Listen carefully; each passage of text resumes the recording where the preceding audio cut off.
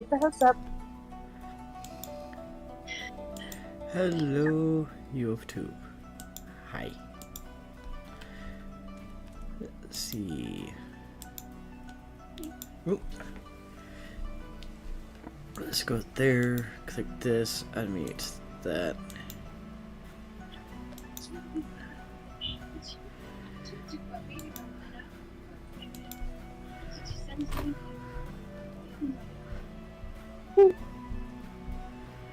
Let's go there, do that, poke that one.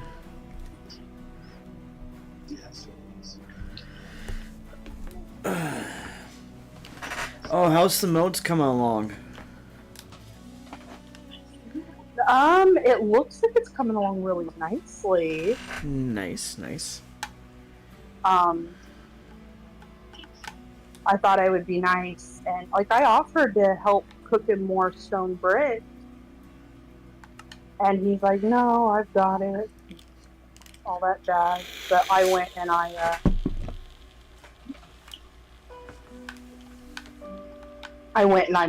made some real quick. Whoa, fudge monkeys! I fell in a hole. I don't know what to tell you.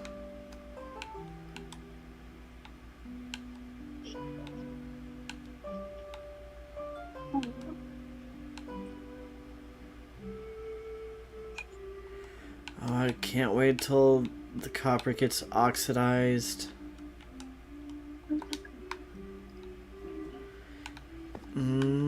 Oh, yes.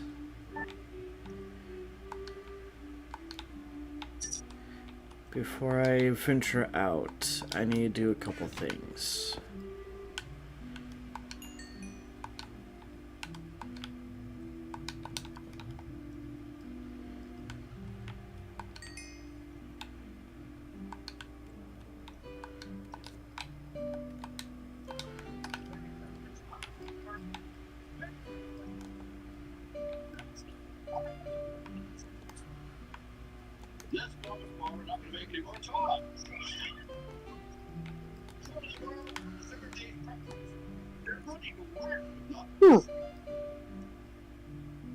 Aha, there you are. A beautiful, high quality, and long soul variety of tall.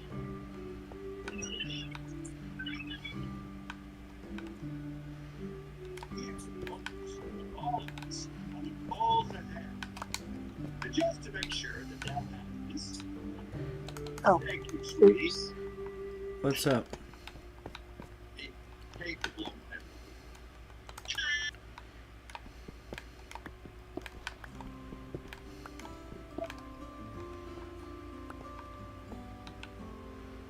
Oh, I'm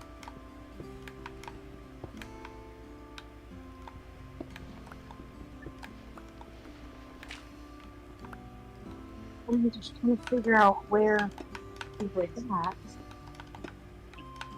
with everything. Check it out. Ooh, there we go.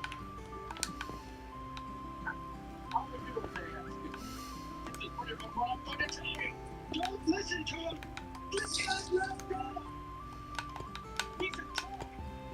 Give him one face. Pussy. Don't let him ruin Christmas. Like you was kind Lord, Bernard. Well, now that we all have an understanding, have it. A joyous and Merry Christmas.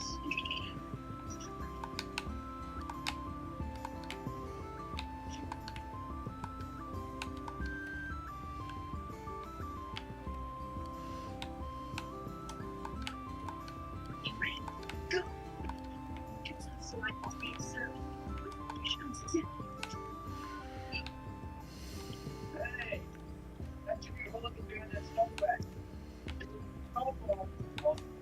With the drop of snowball, keep those big stuff there, and keep them in dry.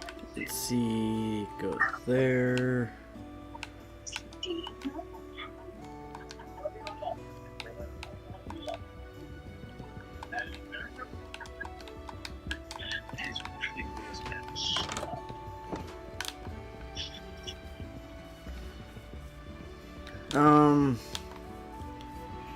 So, question.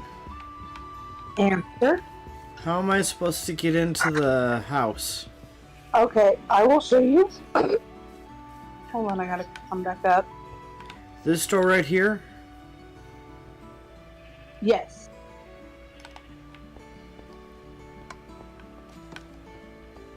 Okay.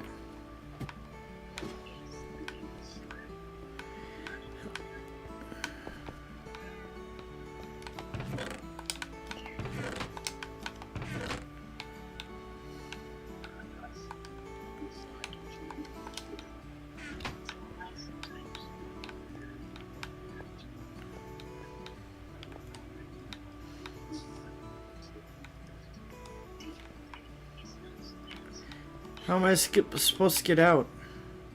Same way. You go back down the ladder and or you can parkour out. Going up ladders, I can do. But you can't go down. It's always a bitch going down. Then go out the door and parkour. You can't. I think you can do it.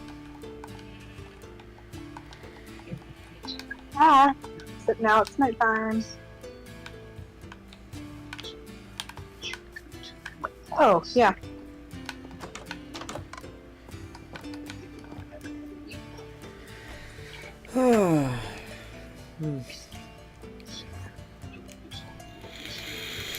Fuck you, Enderman! I hear you! Fuck off! Babe, I need a cat. You need a cat. Eventually I need a cat, cause I'm done with these fuckers coming into my freaking... I don't know if a cat will take care of an Enderman or not.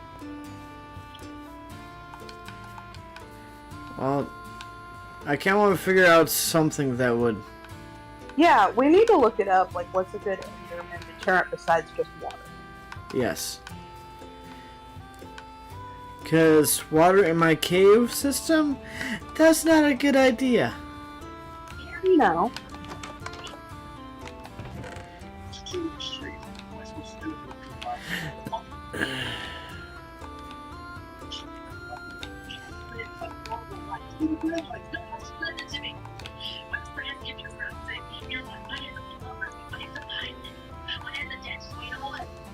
My dad is the best thing of all, and I can't tell anyone about it.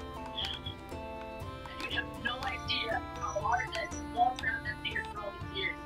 And now everything you're going on Principal Newman, I mean, you don't even tell me about it. My whole life has become a secret and I hate it. Let's see...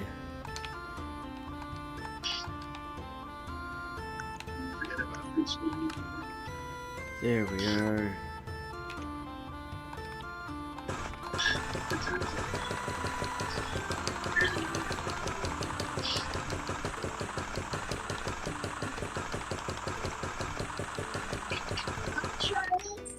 Hi, Lucy. What are you doing? A shovel. Oh. Charlie, isn't that not Santa Claus? What are y'all watching? Told you Santa Claus too. Ah, okay. I was just curious because I can kind of hear it'll kind of sort of hear it. Oh yeah, it's because I have to run Discord through my phone while I'm downstairs. No, I get it. No, I'm not mad. Lucy.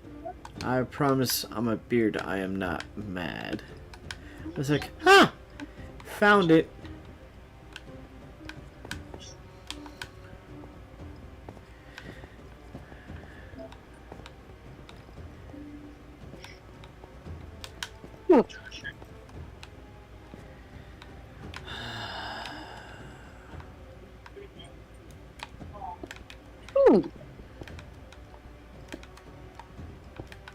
What's up? Okay. I'm gonna go make some shovel. I mean, okay.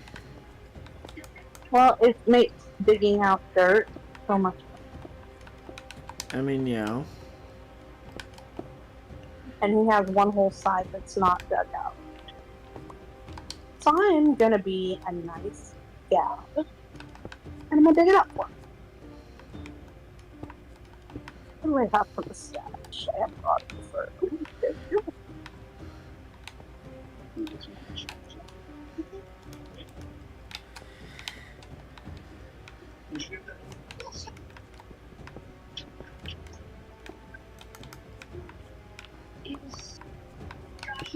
There's that, there's that.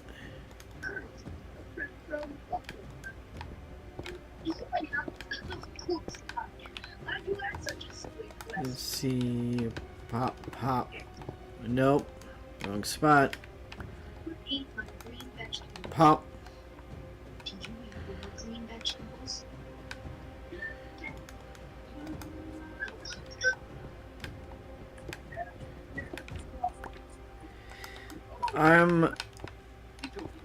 I'm happy for my progress, but holy crap, it doesn't seem like I'm getting a whole lot of progress done.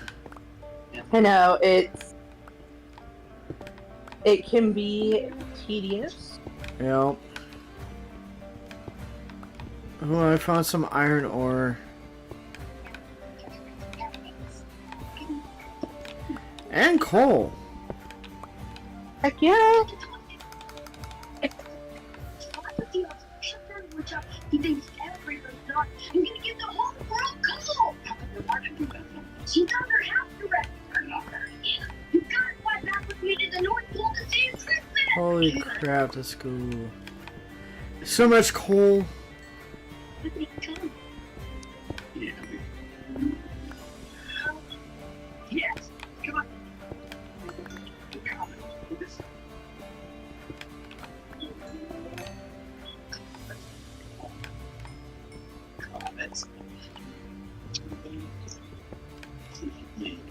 Look at me. What are you doing? I'm not supposed to take sugar for that for you. You didn't eat this. Who did? Oh, a shit comment. Yeah, look at this.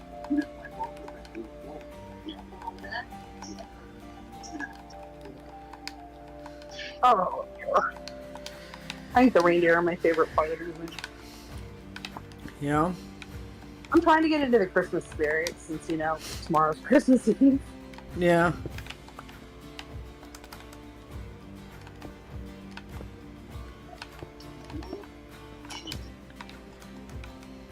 Which kind of sucks when both the kids feel like, well, okay, can't really say that because little man is doing phenomenal. A little man is, he's feeling really good. That's good.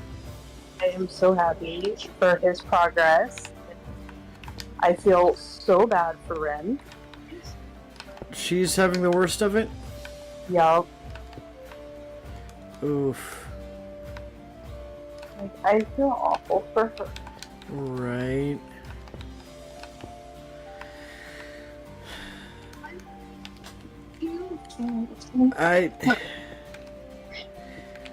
But it seems like both of them are doing really good, though. At least from what you've told me. Progress is good. Yes. One, I gotta put myself back in the house because I am going to.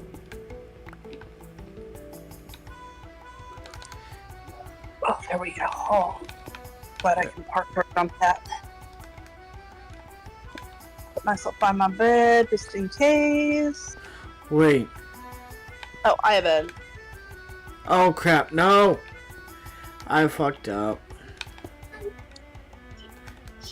Well, I'm glad I didn't fuck up too bad.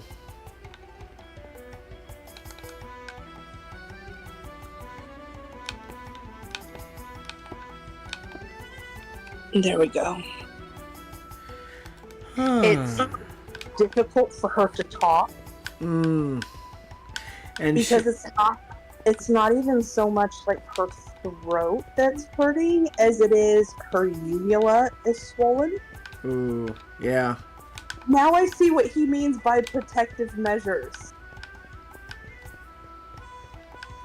If you miss the little side jump out that door, you Yeah. bounce off the bed. Yeah. Like, no joke, he's got a bed down there, and I was kind of wondering what the hell. Oh, that sucker! You bounce. Good to know. I know, right? Because I just did it. Because I'm like, oh crap, this is gonna hurt, and then boing, and I'm like, what the? Oh, there's even a ladder going up. Okay, that's cool. Oh no, that ladder right there Yeah. is to go to the roof because of spooter duty.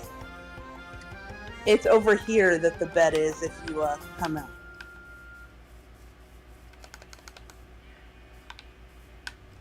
That's cool. Ain't it though? I love it. Wolf did a good job on that. He did. Like I said, I'm gonna try and help by getting as much of this progress as possible, so then all he's got to do is fill it. So, Because he has been would doing... you like some help?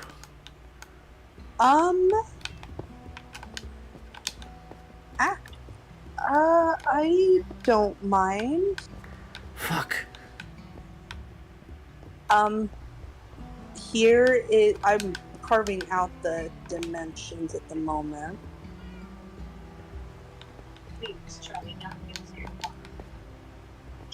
So, It's 3 wide. 1, 2, 3. Okay.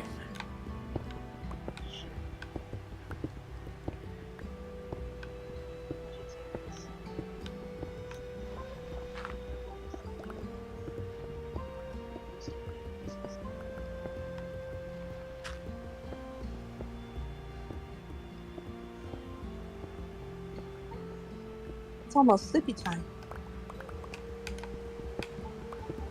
Yep, come on, bedtime. Ah! Hi. Uh-oh, I know! you took out the stairway. It's fine. Boop, boop. Babe, come back here this way. Boop. Parkour this shit up.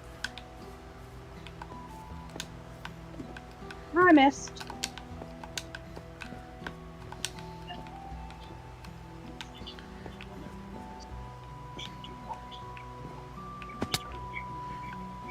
Aha! I got it. There we go. Hey, what's up, Tammy?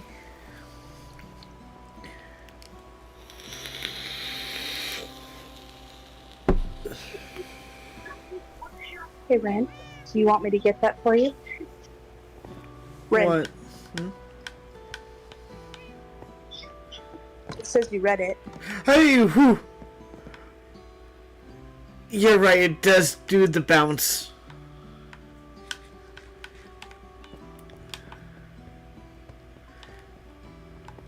Oh. Well, scared myself on that, not gonna lie. I told you.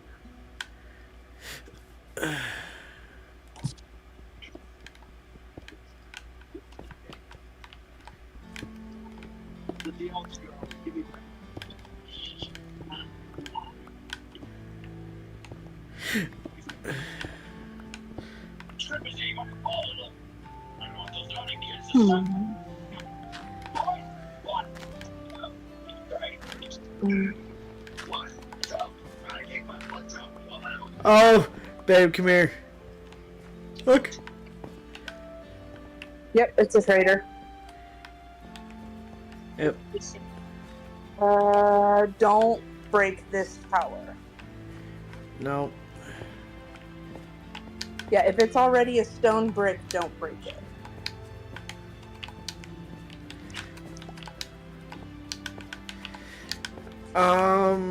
Oh, vines.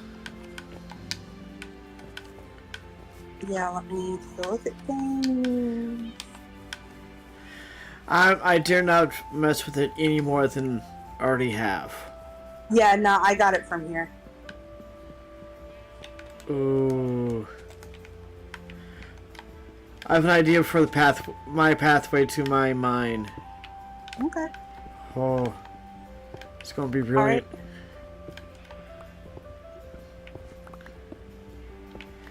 Just like you have the pink roads, I'll have my road. Okay, yep, I got the pink roads. Everyone knows the pink is kind of my thing. Okay, I will be right back. Okay.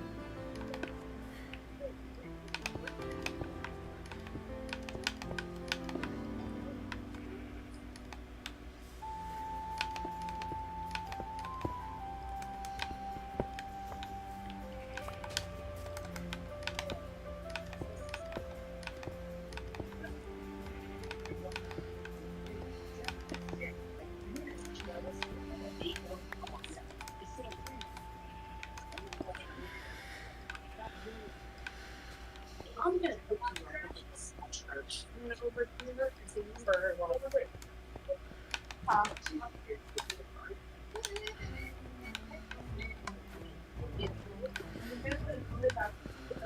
But he took the lid. Let's Alright. see. This is a trash can. I'm gonna get a little trash bag.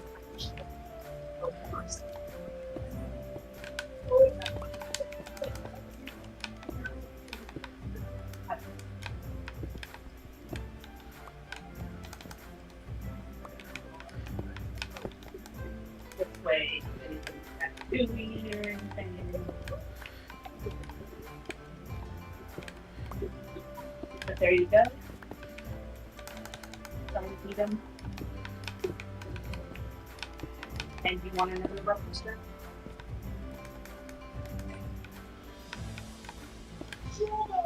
Three, 1, 2.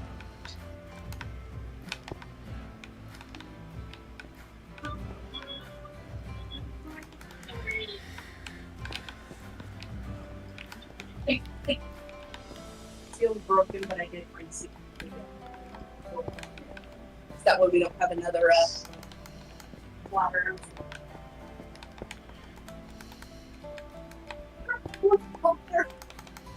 Oi. Well, I discovered he did not abandon me. Huh? He went in there and went back to sleep. Who, the little one? Yeah. I don't blame him. No. One of those, they've been sleeping. They've been asleep more than they've been awake. But That's part of the recovery for him. yeah, totally fine with it. Alright. Totally fine with that. Alright.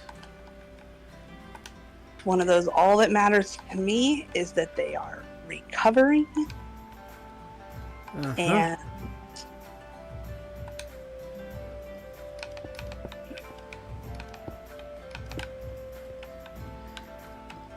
that is what is most important right now, is that my babies are recovering.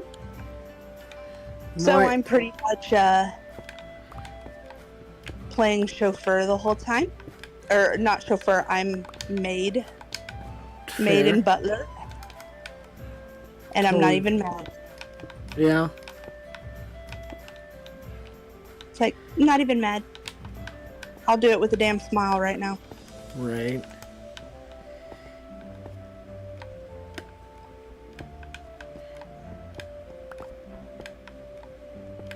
because it means that, you know, I'm being useful to my babies. I totally understand and I get that.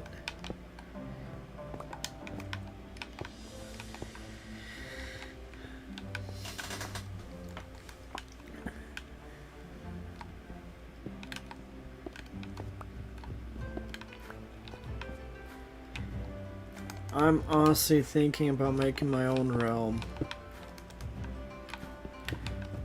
Oh? Yeah. It like for one that I can have people who want to like jump in on streams. Oh, that seems like it'd be a great idea. Yeah. Just kind of have your own. Are you talking about doing like what we have? Kind Or of just, sort of, like- yeah. Or they have online servers. Might have to look into it. Because, yeah, That would be because I pretty know cool. with a realm, you've got to, like with like what we have, Uh-huh. you have to send them invites ahead of time and all that Right. jazz. But I can dig it. I can dig it. I think it'd be an awesome idea. Don't know how far that'll go, but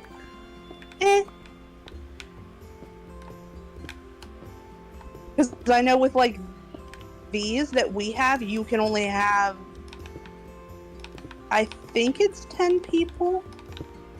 I might be wrong though.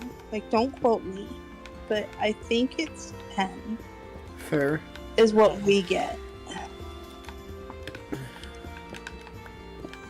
OT. I'm sure as soon as the sister and sister's boyfriend get a better place, better internet connection, they'll. I think pockets will like be So down. Yeah. Oh hell yeah! You know we'd let them on. Oh yeah, in a heartbeat. I know. Wolf and Pockets have been like hardcore connecting. Which I'm super happy about. Same. Like it Yes. is. I'm seriously seeing a bromance probably happening. Yeah. Yeah, straight up, yeah. I could totally see it. Yep. I love it. It's Because I adorable. love your sister. She is. Your sister is like absolutely amazing. She's And a I do. sweetheart. I absolutely adore her. Yes.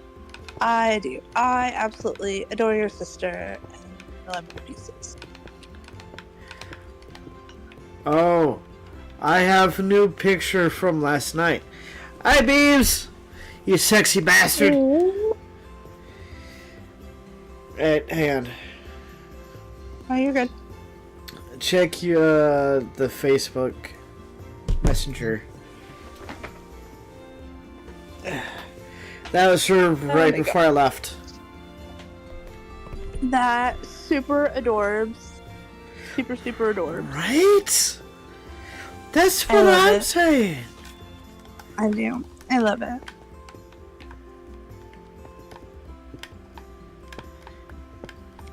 Ooh, almost sleepy times. Did you manage to get one of them down? Did you manage to eat one? Awesome. Do you want another? Hi guys, welcome to the stream. Okay, yes. No, it just... Which one was it? Was it the Jell-O? The applesauce? If that's what does it, then I got a whole pack of them in the fridge. You want me to put the Jell-O back in the fridge? You got it. All right, awesome. We found something quasi-solid she could eat. Yay! Applesauce. Fuck yeah. That's what I'm talking about. I'm super excited for that shit. Well, it's like she was hungry, but with that, You've it feels like her.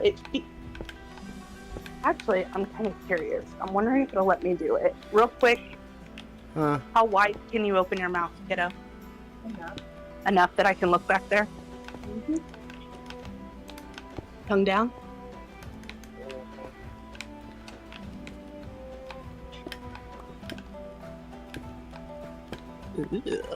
Yeah. It looks gross back there, no lie. But your uvula is actually not that swollen. It's probably is irritated more than anything. Yeah, it's more irritated than swollen. But yes, it is going down.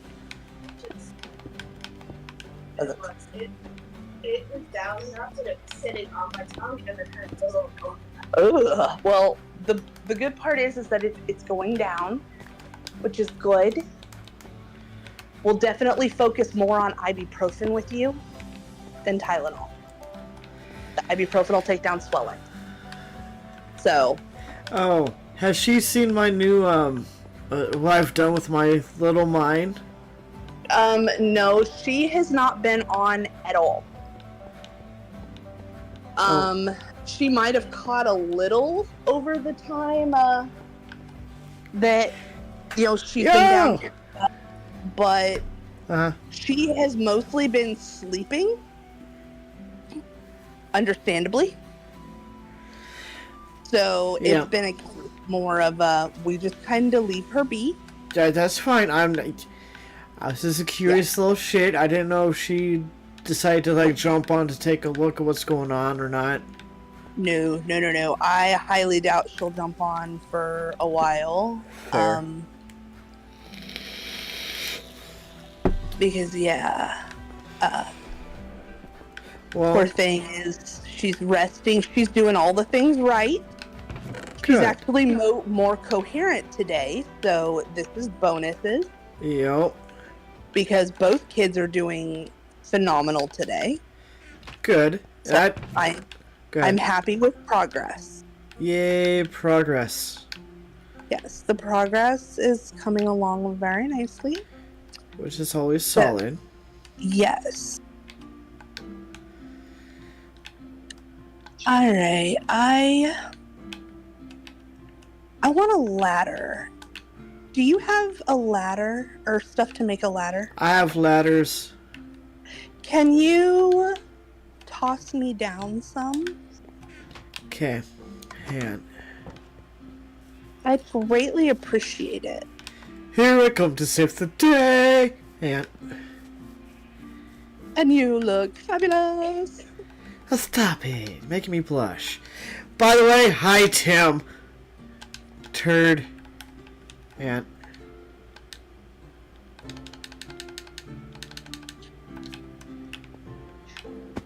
oh. Man. We're supposed to do that. I know. Good. Let's see if this is enough.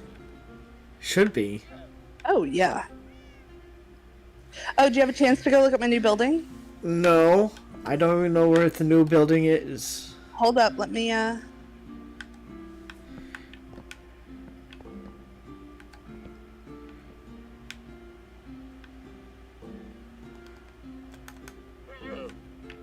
Yeah, you can have them back unless you want me to keep them. I may... I have plans for them later on once I get to its specific spot. Oh. Okay, that's adorable. I built it last night. See? Nice. I need to make some pressure plates for the inside of the door, but it's very small. But this is basically going to be kind of like my home away from home. Ah, your second base, as it were. Yes, my second base, since my primary is up on the hill. Right. That's why I kept it very minimal. Just the base is what I need. And it is elevated in hopes that to prevent me from creeper blows. Yeah.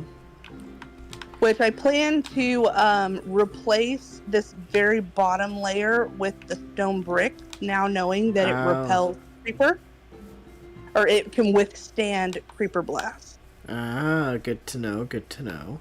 Yes, so if you want anything on the outside that is, you want it to hold, stone brick or just regular brick. Brick or And regular we're- brick? And we have stone bricks, or access to making stone bricks. So, I see. well, you cook cobblestone into stone, and then you take the stone to the stone cutter, and you can turn it into stone bricks. Okay. Yep. Oh. So that's. Yeah, sorry. Go ahead. I know that was pretty much it. Okay. Oh, for those in chat who are still with me in chat, come, I show you my mind.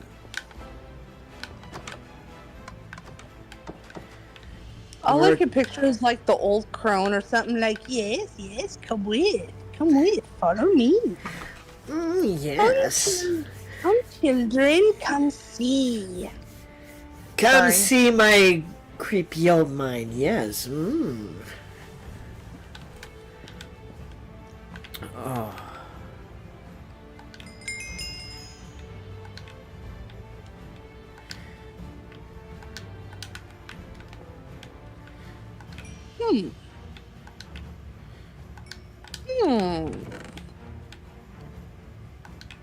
Yes?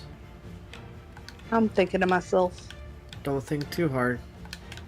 hey, I got enough brain cells left for that. Just saying, we don't need, I don't need, my old lady to have brain aneurysm, okay? Oh, you're so sweet. Worried about my brain.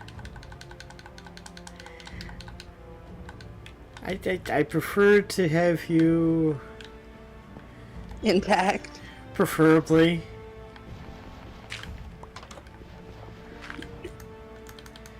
If I can help it. Oh yeah. Now, mind you, But asking me to be sane is a bit of a tall order. what's Just saying. sanity? It's overrated. Well, besides the point. Would you like to pick what to watch, kiddo? Okay. Because I'm just happy you guys are actually coherent today.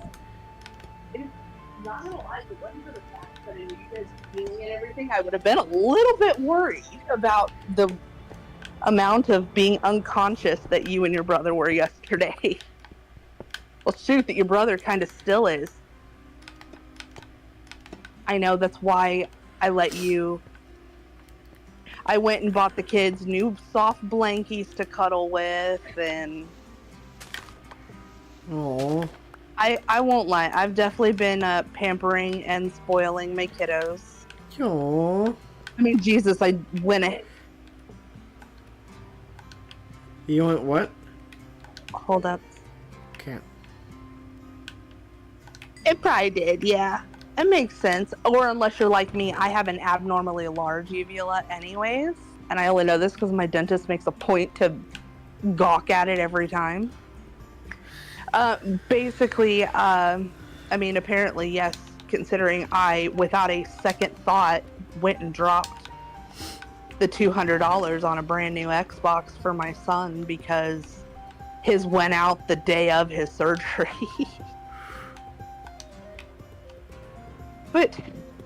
But he needed something to do, and he had been waiting for so long. Wait. And he handled his grounding so well. I had to do it. It had to happen. You know? Yeah. And I would do the same things for her, but she don't want nothing. She's been vibing down here with me. I bought her a new blanket. I tried to get her new pajamas, but all they had were like pants ones, and she gets, because of all the medication, she gets overheated really easily. Ooh. So she's pretty much been in shorts and a sports bra, or shorts and a tank top. And then, like I said, I gave her the soft, which is why, the soft, comfy blanket. Yeah. just enough to keep all the chill off of her, but that way she won't overheat. Yep. But no, I pretty much, they both got brand new cups Oh, sweet. because pushing the fluids, Of course. and I pretty much have been waiting on them hand and foot. Nothing wrong with that. And I do it with a smile on my damn face too. As If they're one does. coherent enough to be ordering me around, then that means they're gonna be just fine. Yeah. And I say that with love because we both know my kids aren't actually ordering. Yeah. They're too sweet for that. Yeah. Arnie as hell. But super yeah. sweet. Oh, right. Although I'm a little disturbed because when I woke up this morning, Ren's cat was wrapped around my arm. Oh. I think she wants to be near Mama, but doesn't know how Right. with Ren. Like, she wants to be with Ren, but she can tell something's up, and she can probably smell the medication and the remnants from the surgery. Yeah. V, it's okay, baby. I'm in here. Oh, he's talking to Mew is what it is. He keeps meowing and making some of the weirdest noises. Like shit you'd only hear out of like TikTok videos. Oh, yeah? And he's talking to Mew because Mew's laying in the kitchen floor. Oh, wow. Weird ass stuff. Cats are so weird. I mean, I'm not disagreeing with you. I love the little fuzzy bastards, but they're so weird. You're not wrong.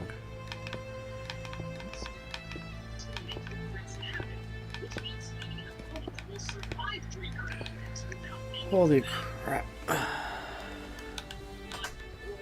See, I love doing this kind of stuff. I love just the building. I love building and terraforming, and as long as it's above ground. We both know Vics don't go below ground.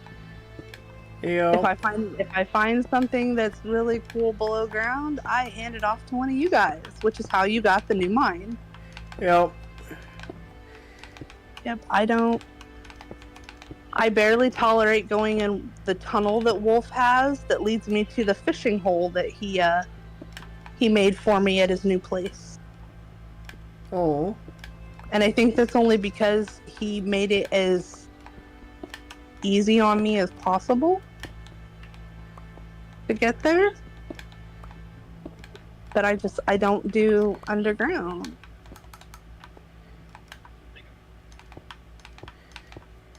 Which is totally fine. Yep, so that's why, I will gladly take care of all the stuff above ground while you guys do the below. I'm trying to make my main mine as a hull, so it'd be a little bit easier, more comfortable, and roughly know where you're going down here, Yeah. and where I'm roughly trying to get shit done. Oh yeah.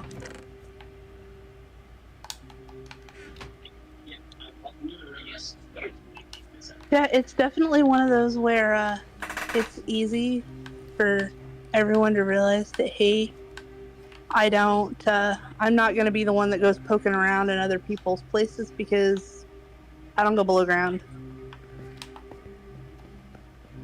Honestly, I stay out of other people's stuff anyways. So. Same. Holy crap. I'm so proud of where I'm at right now with this mine. You're doing fantastic with it. Like, it's amazing. It's definitely taking more time than I would like, but I'm getting shit done. That's what matters. And that's okay. It's not like we're on a time crunch of anything. I know. It's still one of those things where I would like to have it done ASAP, You know what I mean? I mean, I can get it. I understand. I do. But like I said, it's one of those where it's not a time crunch, and it's going to be one of those things you might like my up on the hill. That one will probably never be fully finished. I'm always going to be working on it, and that's okay. Like, that's why I have other little projects. So whenever I need to take a break, like right now, I can. And I can go back to it with fresh eyes, determination, the whole shebang. Yep. I should have probably had more stone cooking. Oh, I'm so lucky I got that done. Whew. Okay. I need a break from replacing cobblestone with the smooth stone. Well, the white stone that I've been working with. Diorite. Let's see.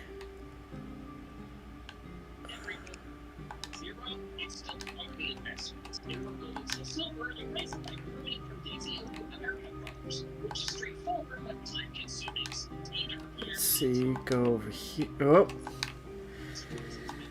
Oh. Let's see. Come on, guys. I'm getting so close to getting all of the. I need to find more. I want to find more of the stone that I've been working with. Diorite. Yes.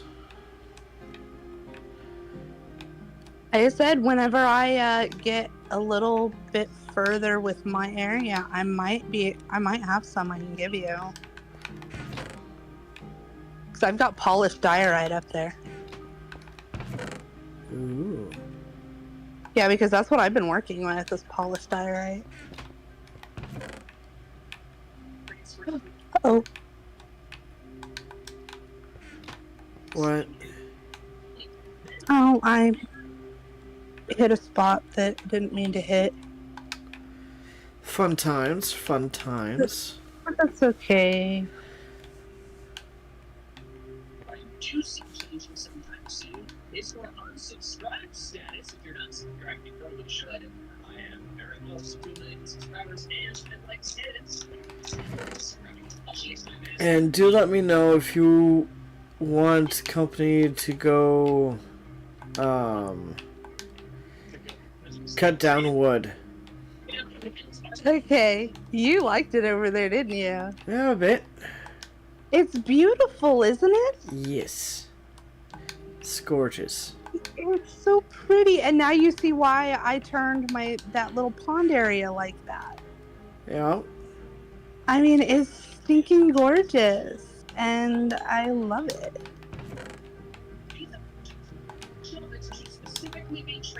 I can't scream it so long. Stop. Whatever.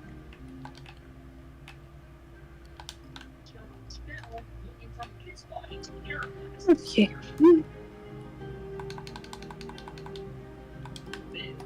It's still more annoying than an average trade evolution because you have to have one, and your trade partner has to have the other. You have to have both in your trade. Let's do that. Do that. It's more than just annoying evolution in this video, but it is still a tool.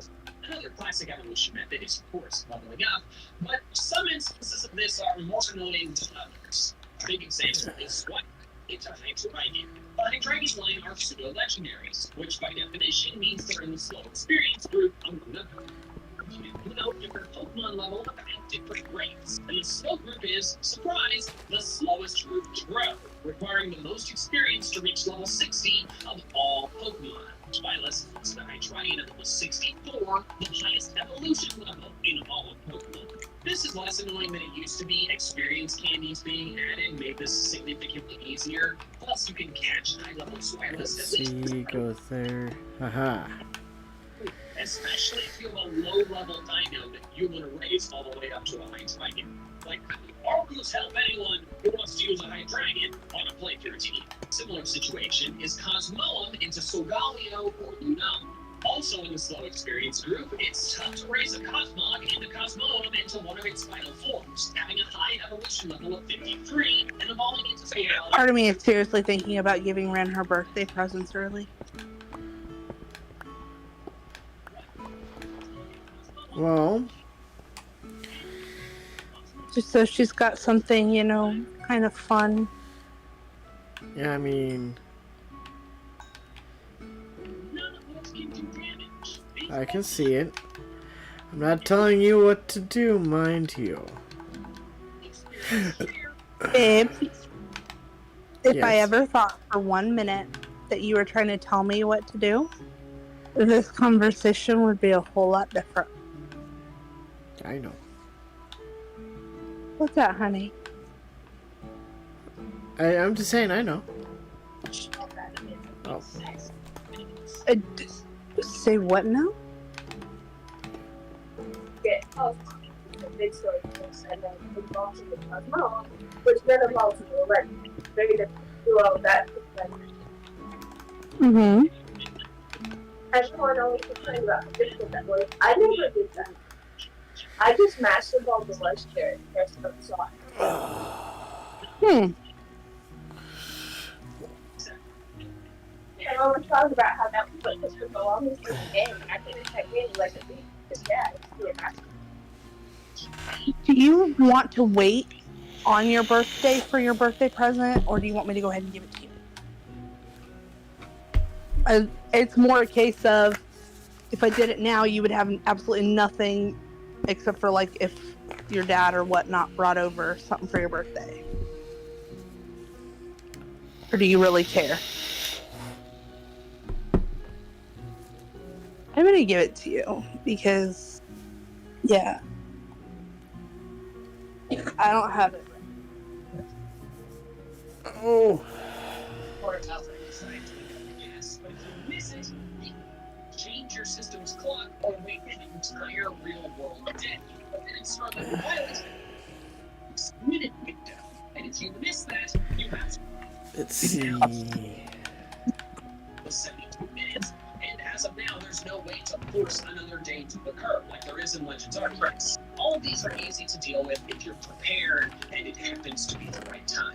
But if something goes wrong, you either have to mess with your Take over system the other stuff. or just sit there and wait. I know. To get the footage of the evolution for the B-roll in this video, I had to just leave my name. Which, by the way, Wolf says that he wants to read that.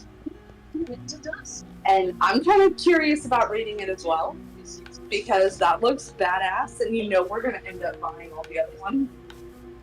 Even though the SCP, yes, the SCP, Oh, it's certainly. because those are cool looking. They could have just done that. Okay, I'm back. Welcome back. Oh, there's Siren up there. Haha. I went ahead and I gave them to her. Nice, nice.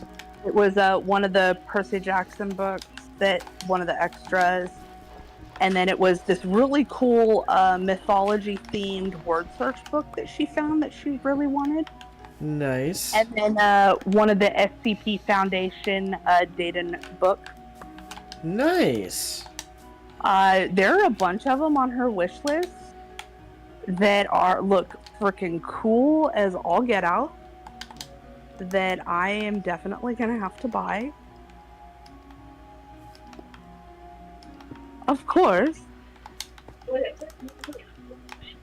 Nope. But yeah, so pretty happy about that. Happy for you on that shit.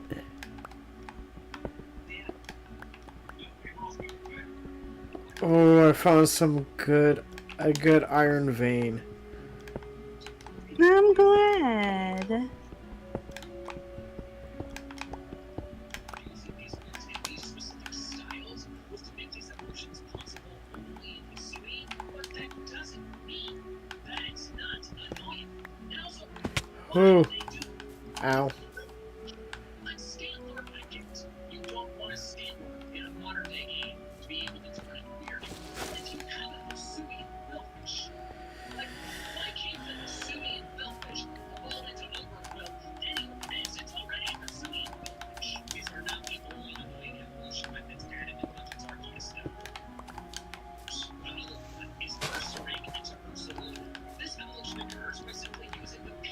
see what we got.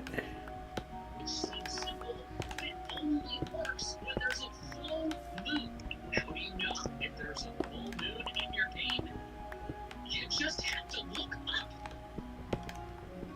Thankfully, Legends Arceus allows you to progress time by sleeping in camps, because could you imagine if you couldn't?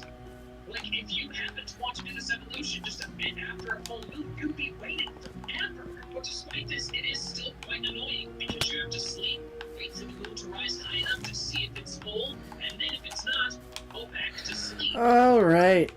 Oh, here we are. At least favorite is evolving Hisuian Basculin into Basculegion. This evolution method becomes available once the Basculin takes over 294, I don't know why it's so specific, HP points of damage from recoil without fainting, likely by using the move Wave Crash. The part that matters a lot here is the without fainting part, because if your Basculin faints, the count resets. In my Legends Arceus playthrough, I wanted to use Basculegion, so I thought I could accomplish this by using Wave Crash organically as I progressed. However, I didn't realize until later that fainting wiped out all my progress, so I had to go out of my way to KO a bunch of fire types and Firespit Island and heal a lot in the process, since my level 45 Basculin had way less than 300 HP. It felt a lot like the methods where you have to use a move over and over and over again, except for the added layer of complexity where you could mess up and then have to start over again. It was worth it for Basculegion, because Basculegion is awesome. Still, Did you find something? Nope, just finish doing the layer. Ah.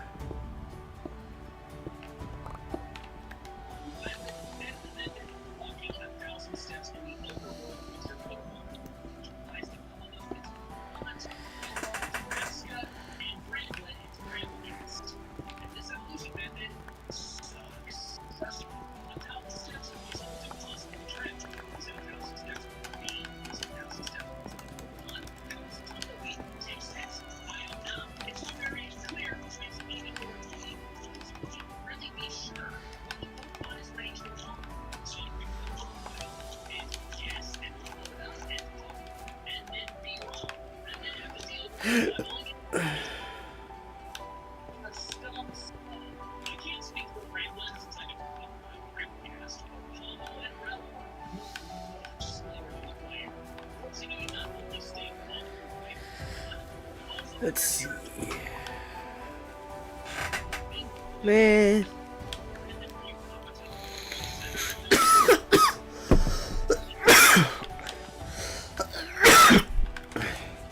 actually stop. Oh. Just like taking an item, checking, and then moving. Or even if it didn't work, it was just leaving your game line, which is always playing I'm sure you hate this evolution method. Be specific. And I wish I could. I just piled on Nebraska like I did. The next Scarlet Violet added evolution method. Has annoying it, but it's still a bit of a chore. That being Fisher and the Ambit. This requires your vision to defeat the Trample, which are leaders groups, which are items that are only found in Fisher, running groups, and Claudier. It's cool for all the little sense of things where, you have this Fisher conquering armies, assimilating them into its own until it becomes the king. But it's still a bit of a chore to seek out groups of Claudier run by Fisher, because they seem to be significantly less common than just Fishers. And then, of course, we have Gimme Ghoul into Golden Go. You have to obtain 999 Gimme Ghoul coins, and as I'm sure many of you know, this is an entire playthrough task. Chest forms give you 50 to 70 each, and only have a 5% chance to respawn each day, and the little ones give you a varying amount, usually less than 10. You're basically intended to just get one Golden Go, and then not get any. I kinda get it. Ever since the Sword and Shield expansion pass, they kept adding collectibles that have a Pokemon as a reward, like the Diglets in the Isle of Armor, Footprints in the Ground Tundra, Wisps for Spiritomb and Legends Arceus, and now this. But it is There's that. and I just couldn't because I wasn't able to find the chests adequately. And that brings us to the final and by far the most annoying evolution in all of Pokemon, Meltan into Meltmap. In case you don't recall, since it's been years since these Pokemon were really discussed, Meltan can only be obtained. Do. Hmm. What, Lucifer? Yeah. Obtaining by transferring Pokemon to Pokemon Home from Pokemon Go, allowing you to activate the mystery. Haha, I did it. What'd you do? I finished it. Nice. Transfer it to the mainline game involving 12 Meltan, right? No! Meltan can only it requires 400 candy to do so. Tied for the most in the game. Assuming there's no limited time candy boosting event in Pokemon Go, and you successfully use a pineapple berry on every single Meltan, you're gonna need around 60 to get 400 candy. And Let's see. it's all about how many you get. But it looks like if you pineapple berry every single one, you're gonna need to open the box twice.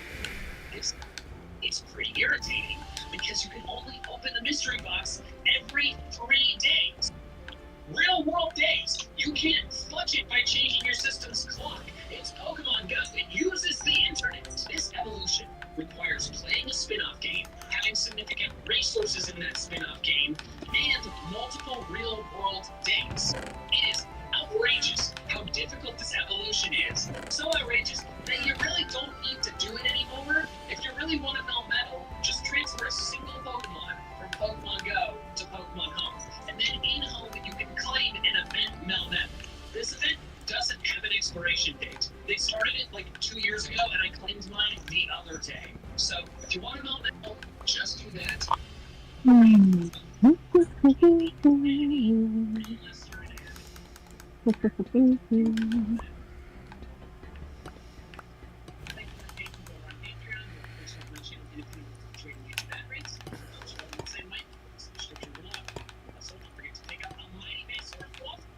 There we go.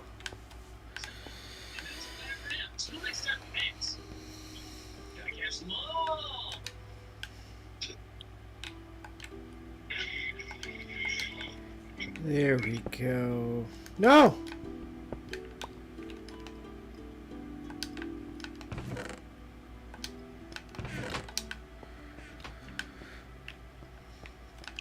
Do I have anything? No, I'm good there.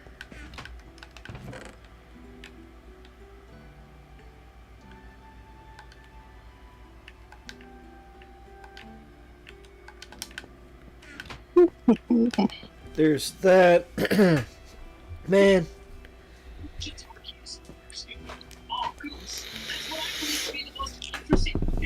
Let's see. That's because it was written in the Dwarven was being exposed to and learning about these Pokemon genuinely first time. Modern day Pokédexes were being theoretically known a lot more about Pokemon for a longer. I wanted to dive into this new old Pokédex, so I read through every single Dex entry and compiled a list of those that I loved. Be of note, could be crazy or disturbing or funny or new information about old Pokemon or something else. Also, in case it's not obvious, this video will include spoilers for new Pokemon and new folks. So if you don't want to see those, then I'm not entirely sure why you clicked on the video. Kasumi and Decidueye's Dex entry says the air stored inside the Rechises of Decidueye's feathers insulates the Pokemon against Kasumi's extreme cold. This is further proof that evolution can be influenced by environment. This Dex entry simply explains how Kasumi and Decidueye exist. It adapted to the harsh cold of Let's the see.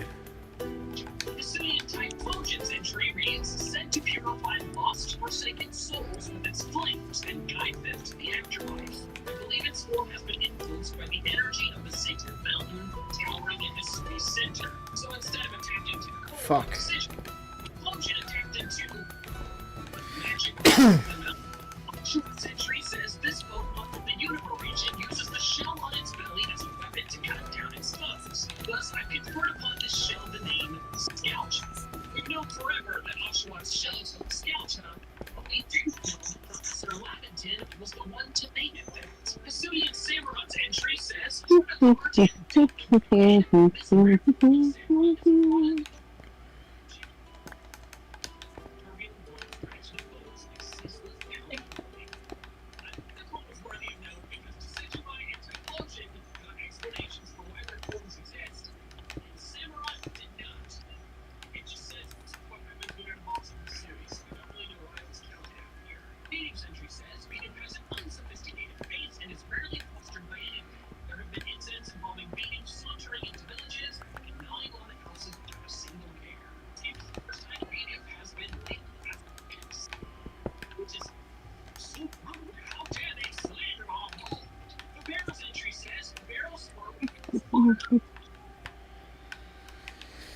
Let's see.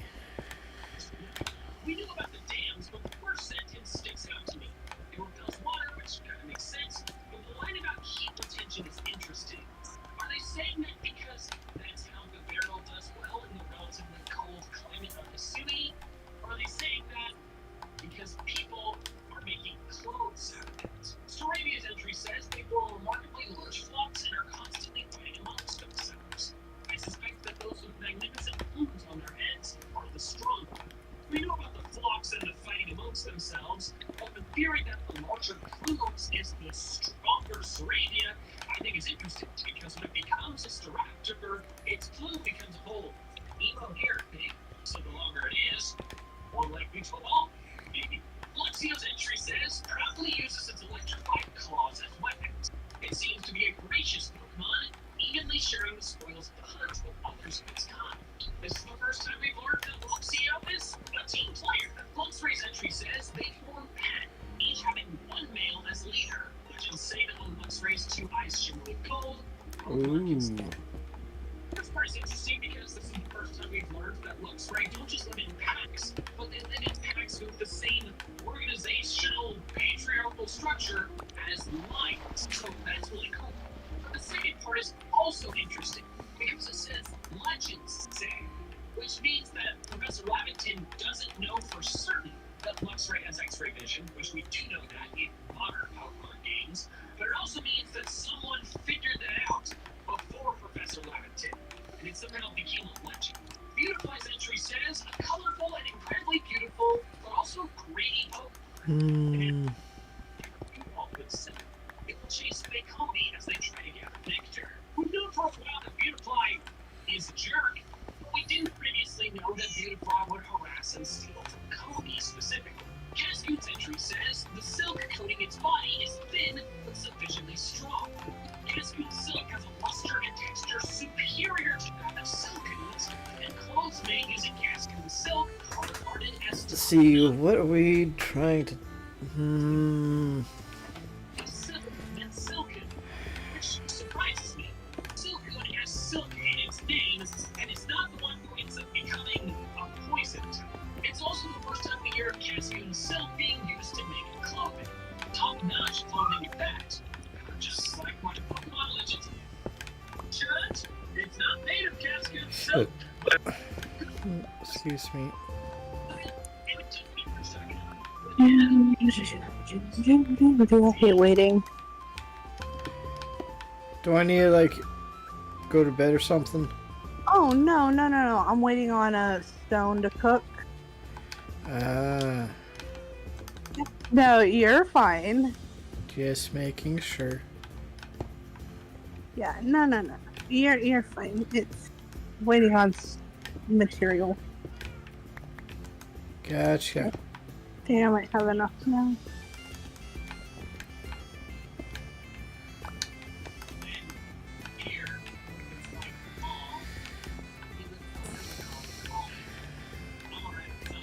Weasel's entry says it moves freely in the water by spinning its forged tail. The resemblance to the screw of a steamboat is coincidental.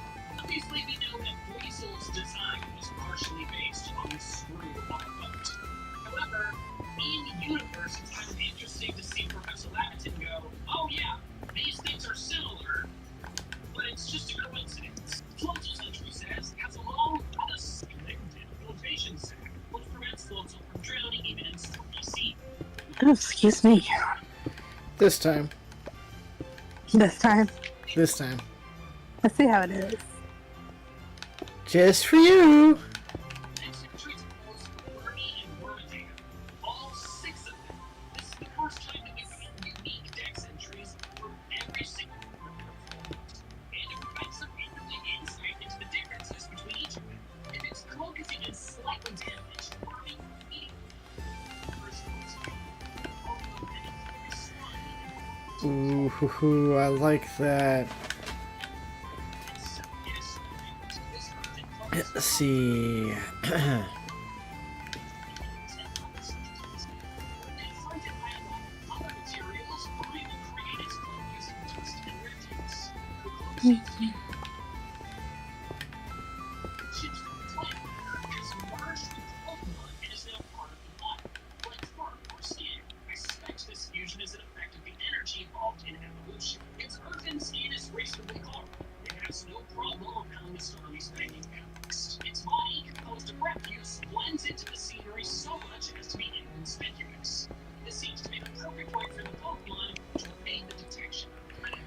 Damn it. Oh, or iron ore. Why do you have to be in the most inconvenient spots where I have to like actually dig and not be? If you think about it, it kind of makes sense because those predators aren't going to be trying to eat trash. Unless it's Golem's entry says the rock-like shell is shed each year. The cast-off shell then crumbles, converting to a massive sword, which can be miraculously used to run the When we talk about the golem shaped shell, we didn't know the shell became very fertile soil, so I guess it makes sense to keep it going around so when it sheds its shell, we can make it.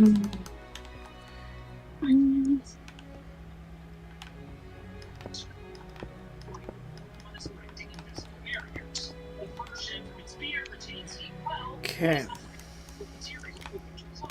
Obviously, Weird Fury is a new Pokemon, so any information about it is going to be new. However, I'm not going to cover every single new Pokemon's entry, only if it's something that I think stands out. Like Weird Ear's beard hair being used to make very nice winter clothing. Launchlight says Haha. to notice what they devour even rotted matter, and pays frequent visits to villages, seeking out food scraps intended for compost. The Skeleton Bee adventure, another tidbit into the path about how much life Damn it. There we go. their trash cans. It's cool. Snorlax's entry says this is not warning. Let's see. Ice wave waves. Such occurrences have long been counted among the greatest of disasters. That's horrifying. We've known Let's for a while. see. Harm people. That's kind of the central premise of this game. But even in previous generations, we knew that. Like, talk about how Gyarados can just burn a village to the ground, and how I feel like Gyarados was. Now it's sleepy time. Ow. Oh, no, it's not. Almost sleepy time. Okay.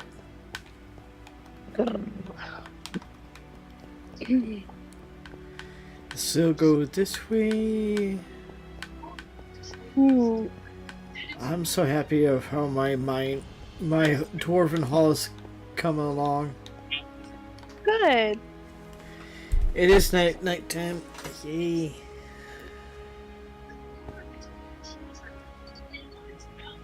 This reveals that, at least in the past, Snorlax once starved the entire villages of people by eating all of their food. I don't know about you, but I find it deeply unsettling that this Pokemon harmed people not just by attacking them, but by creating a famine.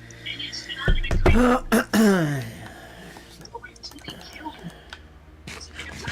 created other food sources. But the fact that the Dex entry says that this is counted among the gravest of disasters means that the people that this happened to probably didn't recover. And instead of just dying quickly to a hyper beam, they had a long, slow death by starvation. Oh my god. Design, good team. Yay. Oh, did you get your ring on your Oh, the stone. They're sponsoring this video. We're kind enough to provide me with them. Cool. But why blue? I feel like blue is kind of more my color, whereas yours are more red and black. Oh, I just chose to represent this here with my enemies. Oh, red is Let's see.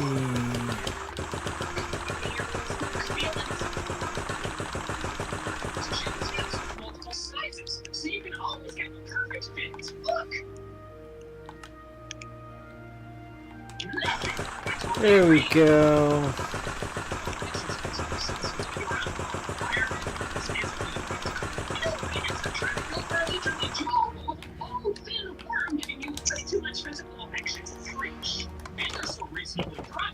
Quality audio at half the price of other premium audio brands, and it's clear people love them due to their 48,000 five-star reviews. Not to mention their 8 hours of playtime with 32 hours using the charging case. Click the link in the description below. Order a buy rate So what did you make the like door frame out of for my spot?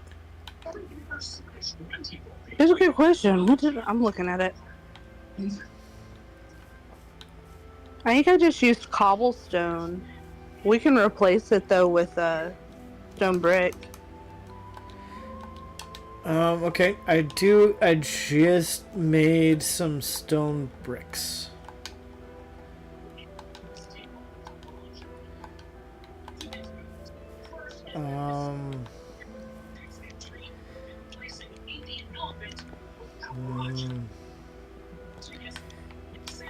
Doesn't have to be right now. I'm not. And secondly, this entry basically confirms that Professor Lavington is from Gala, because Gala is the only place we're currently aware of where you can find a copper object. Actually, later, Katie just sent this to me right after I finished recording. The Copperaj's sword entry says they came over from another region long You know what? Let's go exploring the mine. Screw it. See what I can clear out.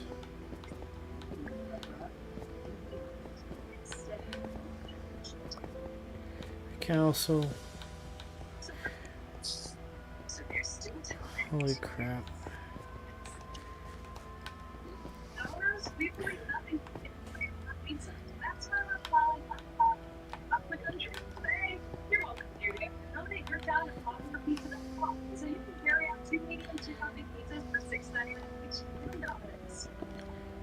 Table and feared as some kind of corporation. I think it's funny how people are just so dumb. And put this tiny little monkey with rings. Inferno's entry reads, the deeper the blue line's face, the more powerful it will grow to become. It leaps about every which way and lands powerful blows against its opponents with the flame on its tail. This is interesting to me because it seems to be in direct opposition to a previous dex entry. The first Proposal Silver entry says that the brighter blue line space, the higher rank in the pack is. The deeper blue, the more powerful it will become. The brighter Holy blue, crap. This is awesome. the brighter blue, the more powerful is Inferno, but then end up less likely to evolve. And the deeper blue ones end up Infernape, and then more stronger than everything else. I don't know. Venere's entry says, one hypothesis as to why Venere rolls up its ears is that its hearing is far too keen. Nice that the Beltline protects its hearing by limiting the sound that may enter its ears. This is interesting because it's just a hypothesis. Professor Lavington is theorizing why Venere rolls up its ears. And either this is a new observation other dex entries never made, or it's just wrong. Other dex entries talk about how it keeps its ears rolled up. When it's scared, that's basically an defense mechanism. Because when it unrolls its ears, it's powerful enough to shatter boulders. Okay, so I wanted to bring up Ow. this entry. According to the knowledge that we supposedly have in modern days, Professor Lavington is wrong. Venere doesn't keep its ears rolled up to limit its hearing, it keeps them rolled up so that if it gets attacked, it can fight back. Cherubi's entry says once the fruit growing alongside the main body is large and plump, Cherubi will use the nutrients within to evolve. The fruit then detaches, becoming nourishment for other creatures. A lot of Cherubi's previous entries talk about how the small fruit stores the energy needed for evolution, but none of them talk about the fruit falling off and then being eaten by other Pokemon. Psyduck's entry says, suffers perpetual headaches. If the agony was too great, Psyduck's latent power erupts, contrary to Psyduck. What? I'm very happy with it.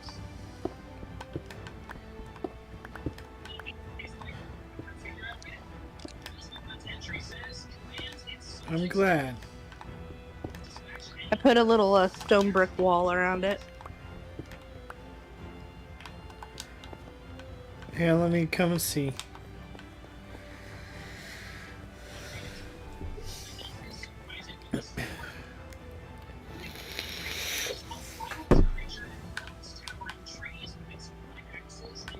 Let me see. And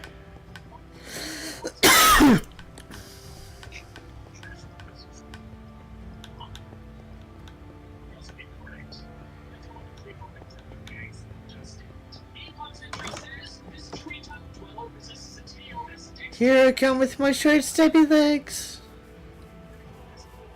I love it. Interesting because one other dex entries talks about how It's so cute, babe. I would say now you need to put like one right at the foot base of the staircase. What? Like stones on like 2 blocks out to block over and then back in here. Huh? So nothing comes up to the door and go boom. As Oh, okay. I was like, you may like here. oh, bring here. it out, over and around. Yeah. Yeah. It makes sense. I mean, that's what I do.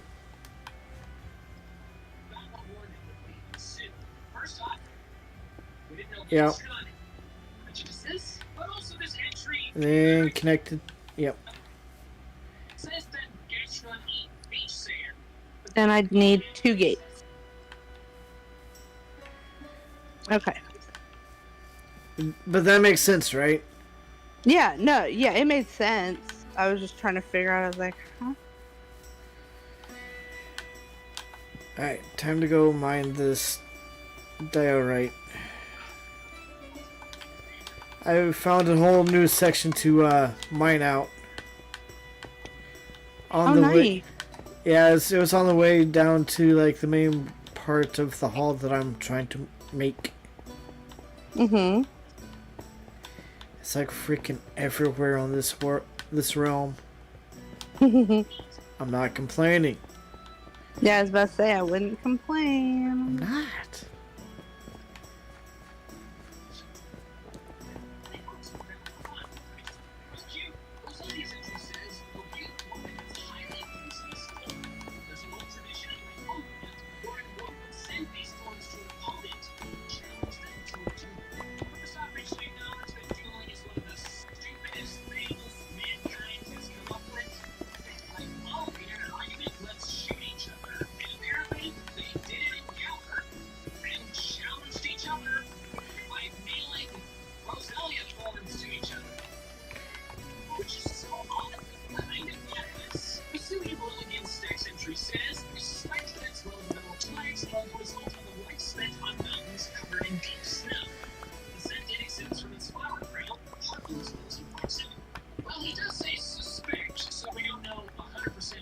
Mm.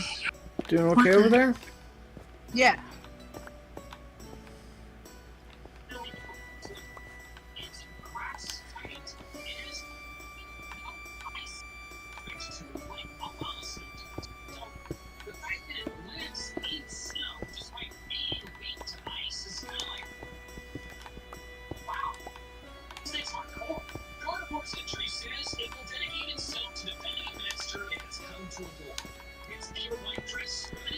Oh.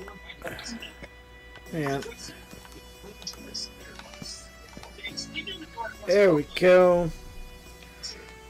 Do-do-do.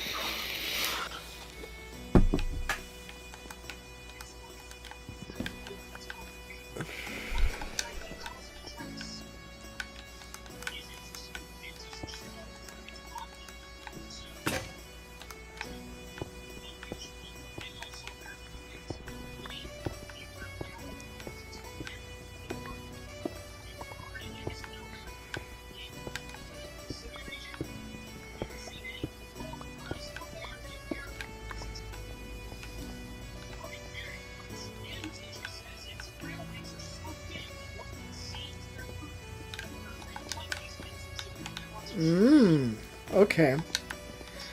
Oh, I know exactly where I'm at. Oh! Okay.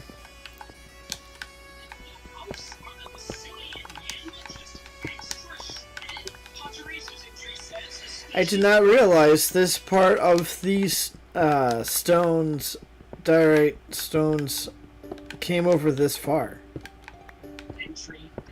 Yeah. Yep. I mean, I'm not complaining.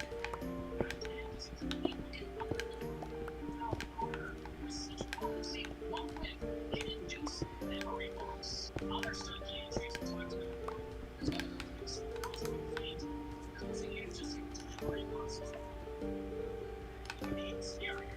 Stonetake's entry says, disgrace ruthlessness willing to take down prey. It's unable to stomach the stench of its own food, and leaves the vested prey honey. This is amazing. Stonetake's smell so Ow!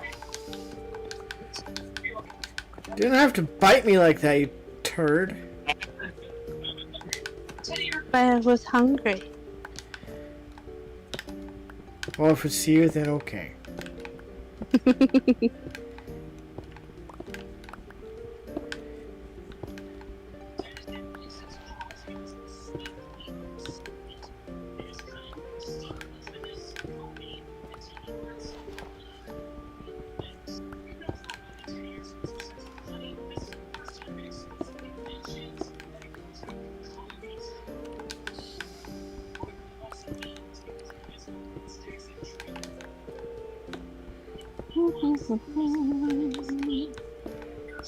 Barcelona's entry says, Lena was a city sloppy terrain, gave Barcelona its early cuisine and newfound capacity to manipulate peat.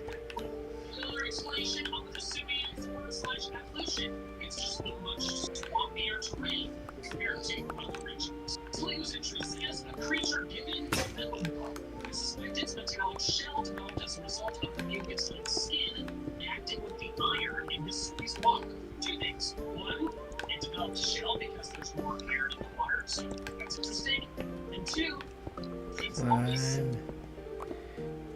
just given to melancholy, which kind of makes me a little sad. Vesuvian Kudra's entry says able to freely control shit. What? I don't know if I like this. I'm sorry. I think it's cool. It's like the hardness of its shell. That's really interesting. And also, this reveals that Gudra is still a Gudra. Viper's entry says, ludicrously strong, but it butts head with a mountain because the mountain that shatters. Its short legs struggle with turn, and it is incapable of stopping unless it collides with something. Apparently, the Viper and the City are on some kind of steroids because the other next entries talk about how it can shatter skyscrapers. Not mountains. Pseudo-Budo's entry says that it pertains to extreme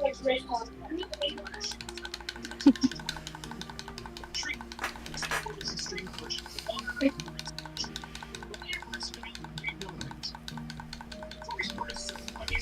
of water.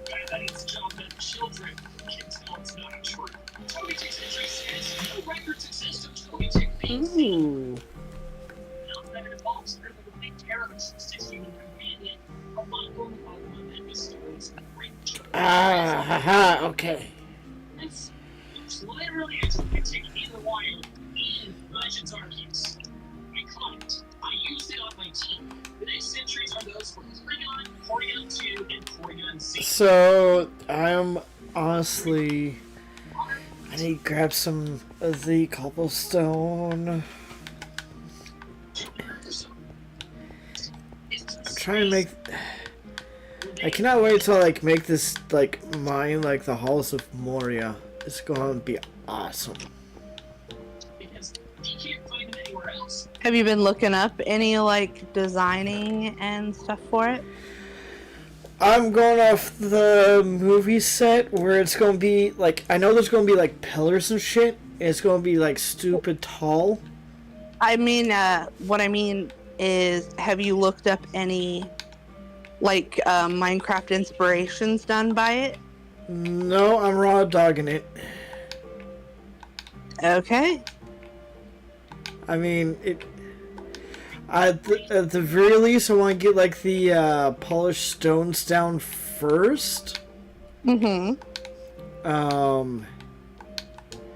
And try to flatten everything out so I can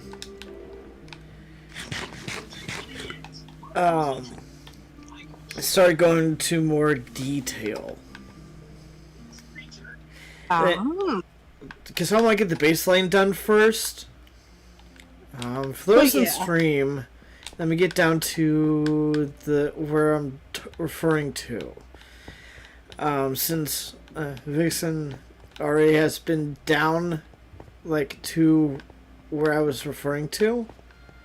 I don't know if you guys have been there yet or not. As soon as that get like, I get all the polished diorite, where like I was doing earlier, I will make all of this from over here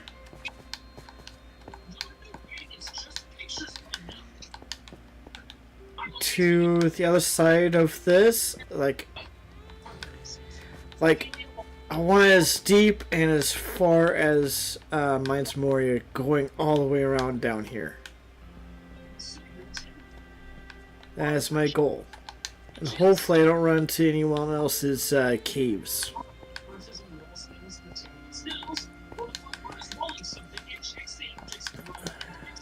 And I figure... Now this is just a thought.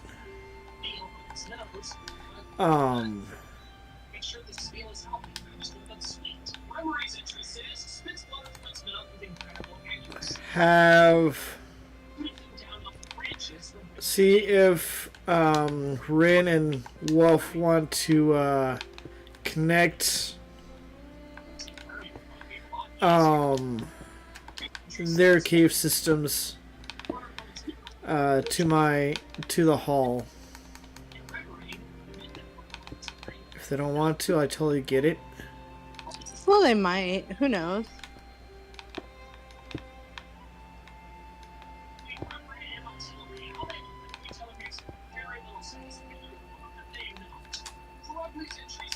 Hey!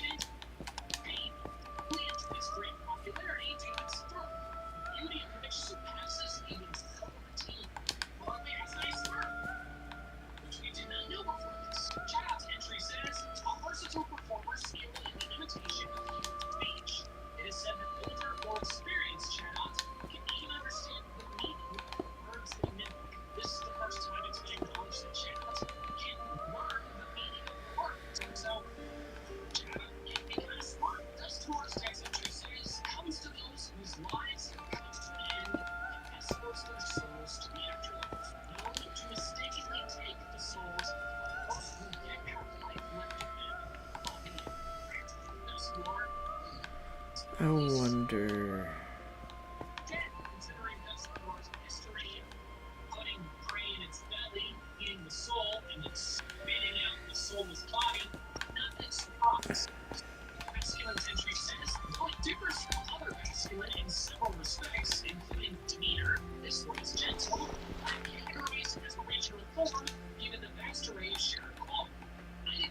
Okay.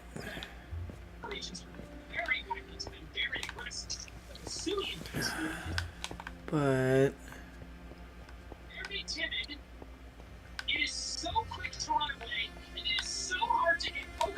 you know what? Let's drop off some shit.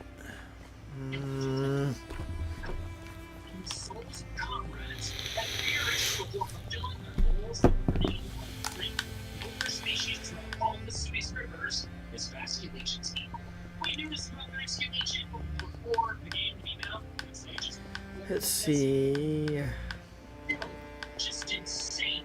That Basket Legion's whole thing is that it's a collection of a bunch of dead basket. Video's entry says what a gorgeous sight this Pokemon is as it swims with its long, pink-painted caudal fins fluttering behind it. Video's beautiful. Led to its nickname, Flickering Fish. A lot of its entries say that its nickname is the beautifying state. But its Finery Fish nickname is apparently what they called it in the older days. Weisman's entry says it glides soundlessly on wings and sinks sharply. There's that. Oh crap.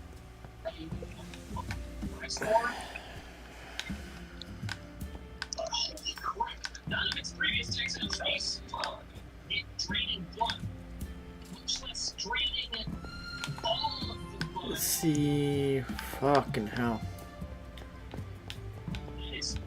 Can't really have like Wolf on, and we all go like bloody ham.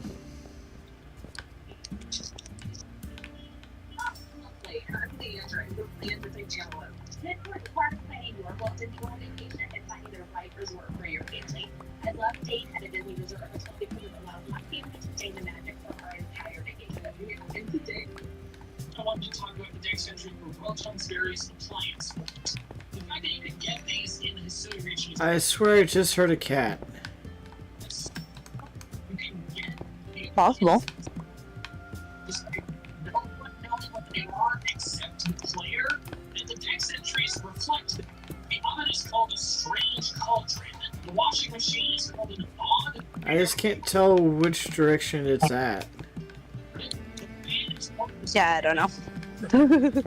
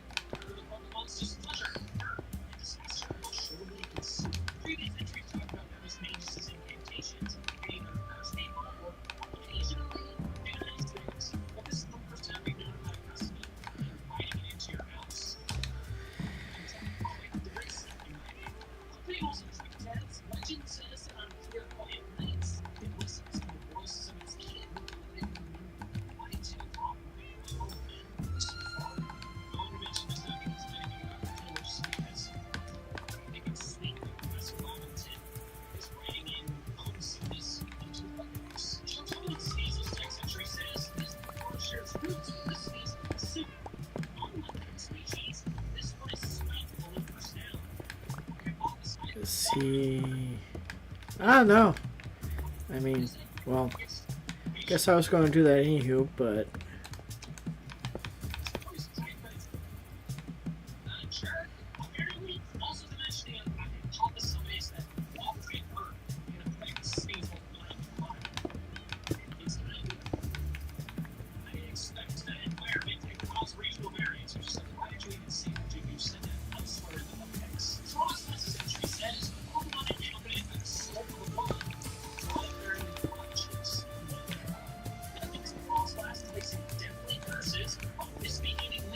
let's see.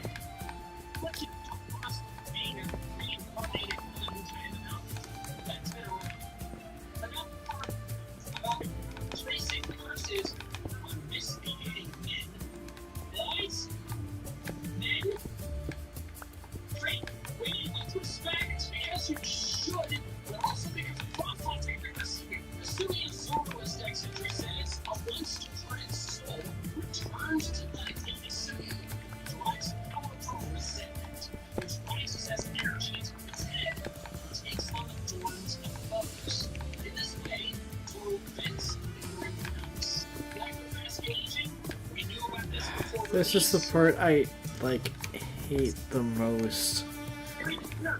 What, the grind? Yeah. Yeah, it can be a bummer.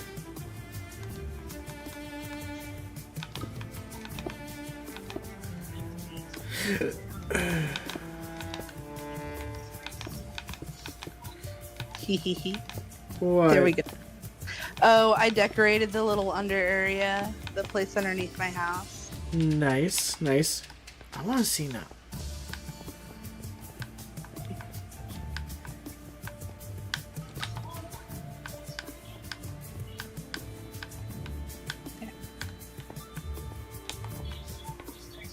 I'm just glad that it's like coming along nicely over here. I feel so accomplished. Yay.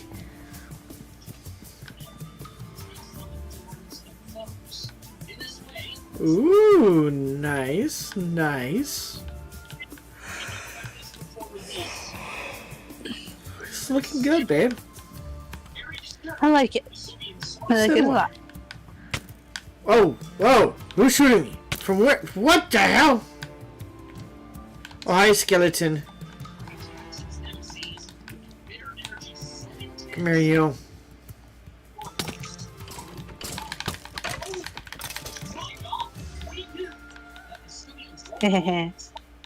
I'll come out and harvest these trees. Well, I don't know. I kind of want to leave them. The cherry blossom trees or the Yeah, the cherry blossom trees. I kind of want to leave them. Yes, I think it's a good start. I like it. I mean, I know I planted them so I could harvest them, but it really wasn't that difficult to get back to the area, so... The way I see it, if we want to, we should, like, hear me out. We, like, harvest, like, the saplings and shit, and we should start planting them up the hills. Ooh, I like that idea, too. We'll have to Like- clear out the trees that are on some of the hill. Like, over here, where I started terraforming already. I think I'll probably do that over here. Yeah. I'll probably start on that next. Like, clear as many trees as possible. Like, whoa! Hi. What'd you find? A creeper. Ooh, yeah, keep me away. Here exploded. Okay, that's fine.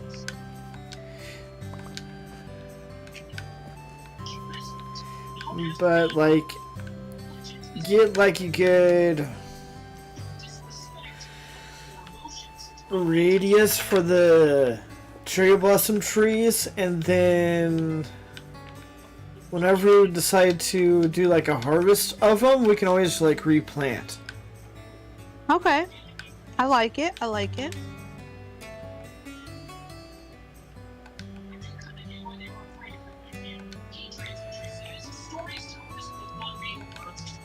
I do want to see if something works. If you can put a trapdoor, or not trapdoor, but a pressure plate for a gate.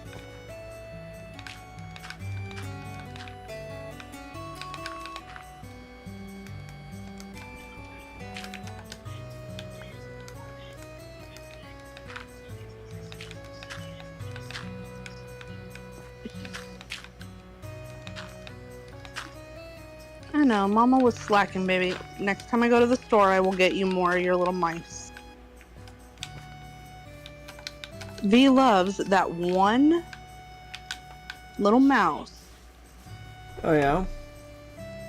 Yes, it is his favorite toy. Cool. So I need to get him more. There we go. I put a light over here, at least to kind of help with the spawners.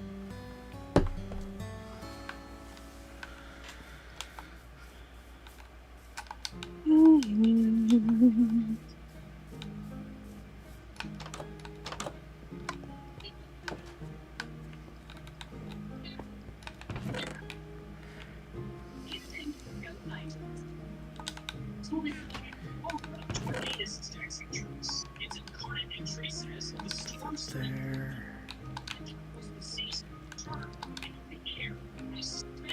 Human-like form to be a false one. This variant entry says an example of what is known as a form change. Though I suspect this strange alien guise to be Tornadus' true form. Tornadus has been sighted crossing the ocean while in this form. While it's only my intense suspicions that we've seen, he can be wrong. I do think it's interesting that he has this perspective that the Therian forms are the true forms, whereas the incarnate forms are fake forms. Which is interesting because the incarnate ones were the first ones introduced. It'll be interesting to see if we ever get confirmation about whether he's right. A numerous Therian form entry says a different guise from its feminine humanoid form. From the clouds, it descends upon those who treat any form of life with disrespect and meets out full, ruthless punishment. Damn, cloud turtle, snake on its back, lady thing. Pretty hardcore. Next, I want to read the entries for the origin forms for both Ialga and Palkia. I am getting origin forms alongside Purity. Ialga says radiant light caused Ialga to take on a form bearing a striking resemblance to the creator form. Ialga now wields such colossal strength that one must conclude this is its true form. Then Palkia says it soars across the sky in a form of creator. It's Oh, almost hell nighttime. yeah. What? It worked. I didn't know if you could put a pressure plate down for a gate. Yeah. Because let's face it, I am horrible at closing gates and doors. That's the reason for all the pressure plates. Right. Because Wolf even knows it. Right. Hi, welcome to the stream. As he makes it a point to put down a lot of pressure plates for me. Fair. Because yeah. Reasons. Yep, reasons. I am awful. What the dude? Oh, there it is.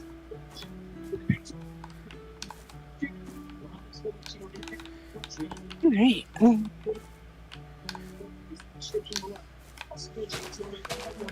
Alright. I'm starting to clear out some trees. I'm headed up that way. I'll take care of it. I figure I just start at least with the trees behind my mine. Oh, okay. Yeah, that's... I guess you can do that. I'll let you. Oh, gee, thanks. I was worried.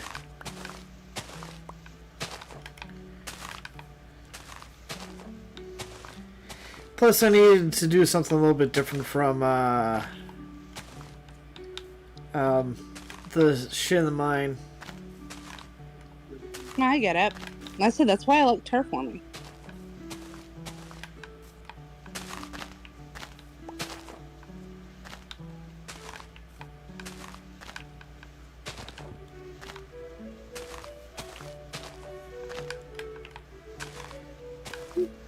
I see you.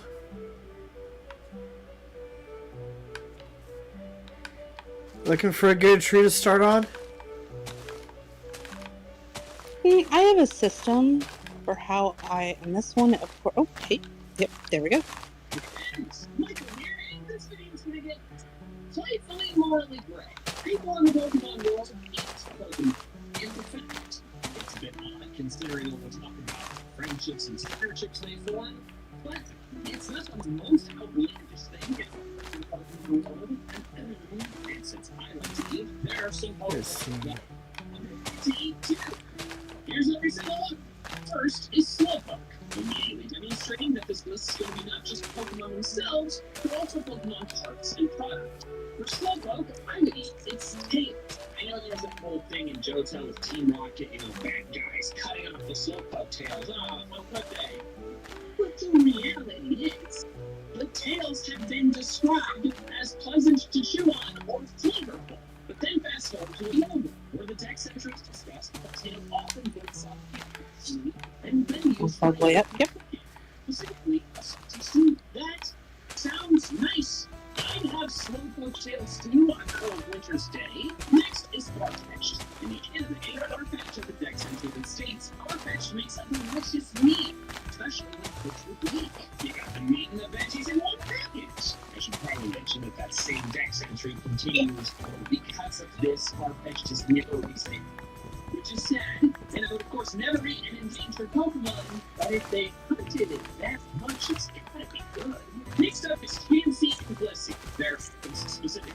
Have tons of Dex entries discussing how the eggs they carry are delicious, packed with nutrients, and do all kinds of nice things for the person, including but not limited to making them happy, bringing good fortune, curing their illnesses, and making someone unfailingly caring and pleasant to everyone. Sign me up for a chance here.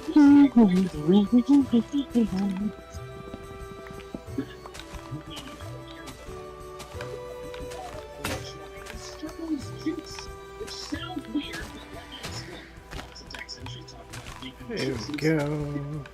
Vitamins explicitly state it stores berries in its shell. The berries eventually ferment to become delicious juices. There we go. Confirmation that juice is just delicious fermented berries, which just kind of makes it a kind of wine. I'm not much of a wine guy, but if they say it's delicious, then it's gotta be. Next up are the pigs, since I like various forms of Let's see. gravy. Come on. The ones I look for, and these are the only ones. That makes Oinks, Swiner, and Machamp too small, while Pignet and more Nanoswines too muscly and tough. One thing It seems the most like a normal being, albeit with psychic powers. And pilot swines need to insulate itself from the cold, means it likely doesn't want to juicy, fatty meat. Pilot swine bait. Sounds incredible. Very sorry. John, aka Antenna, good friend of mine, loves mammoth swine. Mammoth swine are my absolute favorite. Not even the mammoth swine. Just the rest. Venison is deer meat, something I have enjoyed. Let's go. But since I have enjoyed it, you can imagine I'll be down to try steaks for deer and stuff. Not deer meat, though. I'm not gonna eat Bambi. I'll eat his mom. Bambi. Bambi tastes so good. I'm kind of halfway listening to this video she's watching, and it's like, wow. It's apparently about what Pokemon would be good to eat. Ooh. A little twisted, but A little, but not really. I mean, think about it. Mutanks. Number 1, steak, milk. This to start off. Well, hey man, I thought you got there.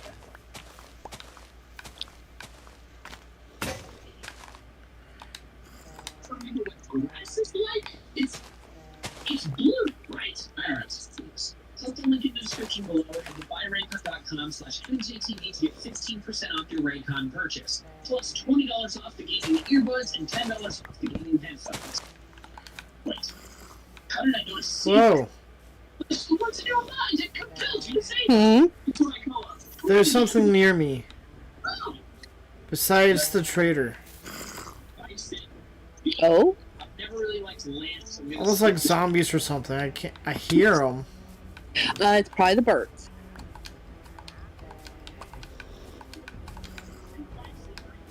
Why It's do the... most like I birds just- imitate noises.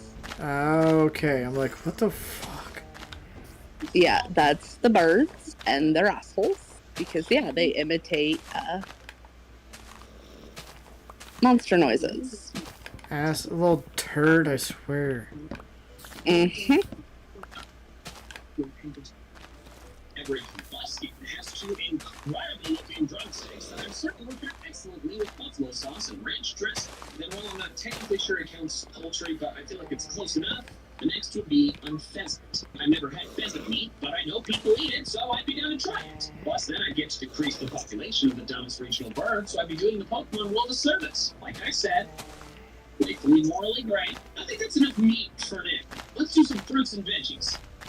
And fungus. Morlo and Shiinotic are the mushroom Pokemon I'd be most interested to try, assuming the chef ensures me it's safe to eat. I like mushrooms, and these two are the only mushroom Pokemon that aren't poison type, parasiting a bug, specifically have their spores described as so toxic they make trees. Wait, I see the top of my building. No! This needs to be fixed ASAP. Tennelil is a plant-based Pokemon that has consumption of part of it discussed a lot. Most of its decks and trees discuss taking the leaves from its head, drying them, then boiling them to make a drink that is super bitter, but is partially counteracting to fatigue. I need to fix this ASAP. Honey and milk to counteract the bitterness, and also about my morning coffee for the morning. Over here. So they discuss how it can also be used as a bug repellent, which I think is a little weird that we can eat that, but like, hey, people do it, it must be safe. Now, for some fruit. Tropius' fruit is a no-brainer. Most of its dex entries talk about how people eat the delicious fruit growing from its neck, so that's an easy one. Another fruit Pokemon piece explicitly stated to be tasty is Cherubi's small ball.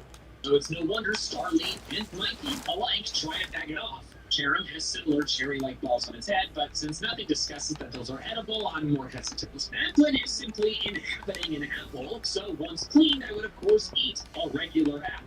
However, the flavor of the apple determines whether it evolves into Flapple or Appleton, so I prefer to eat a sweet apple that would turn it into Appleton, which is actually the next Pokemon. The dex says the skin on its back is especially yummy. Children used to have it as a snack. I don't know if eating an Appleton's skin still counts as fruit, or if that moves into the meat category. But like, it's fused with an apple. It's gotta just be like fruit. And like the Appleton, I think is probably fine, right? Like it's chill with that. It does say the children used to do it. Maybe some Pokemon rights groups got involved and made that stuff. It's probably gonna take just try some Appleton skin. Okay, It's better. very sweet, but and this is gonna sound weird. So much better. Hey, Primal. How you doing? We watered down to a juice with just the right amount of sweetness. It found sweets, not watered down sweat is too sweet for human consumption. I assume its body would be too. So just give me some of its watered down sweat and I'll have a delicious drink on a warm summer's day. Next is Snover's berries. I didn't know this until making this video, but apparently in the spring it grows berries with the texture of frozen treats around its belly. Gather some up, make a smoothie. Sounds awesome. The next plant-based one might require some convincing, but hear me out. Okay. Wait a minute. Briefing. I love pumpkin stuff. Pumpkin pies, pumpkin pancakes, pumpkin spice lattes, pumpkin cheesecake, pumpkin pie ice cream. You name pumpkin followed by a food, and I'm probably gonna like it. Okay, not any food, like sweet treats preferably, like pumpkin and meat. I feel like that wouldn't make sense. Pumpkin salmon. So of course I have to eat the pumpkin Pokemon. Now, spirits and sing joyfully if they observe. the Oh, it's suffering. that time. Okay, hang on. But if we remove part, what's left is just pumpkin. Underneath text says the pumpkin body is an absolute spirit trapped in this world. We do a little seance, we have the spirit move on and finally be at peace, and then I get some peace too. Pieces of pumpkin pie. Assuming the departure of the spirit doesn't make the pumpkin instantly rot, because the possession was what was keeping it from doing so. And I also don't get like cursed or anything for eating it. There are some conditions, but if all are met, then I'm super down. That covers the plant ones, so let's get back to meat. Specifically, seafood. Masculine is a no-brainer. The dex says verbatim. Let's see us go there. Remarkably tasty. I am so in. The Gallo games talk about how the red striped form is more fatty and popular with the youth, while the blue striped form has an inoffensive light flavor. Give me both. They also say they used to be more popular on the dinner table, but I say we bring the popularity back. They're jerks with an overpopulation problem. What better Pokemon to eat besides Milton? Sophisticated to take. That's hilarious. I'm just saying. Just hearing it in the background's brilliant. Ow. Seems too small. So they seem to have a tendency to get Just hit me. Next up is an It award. wasn't me this time.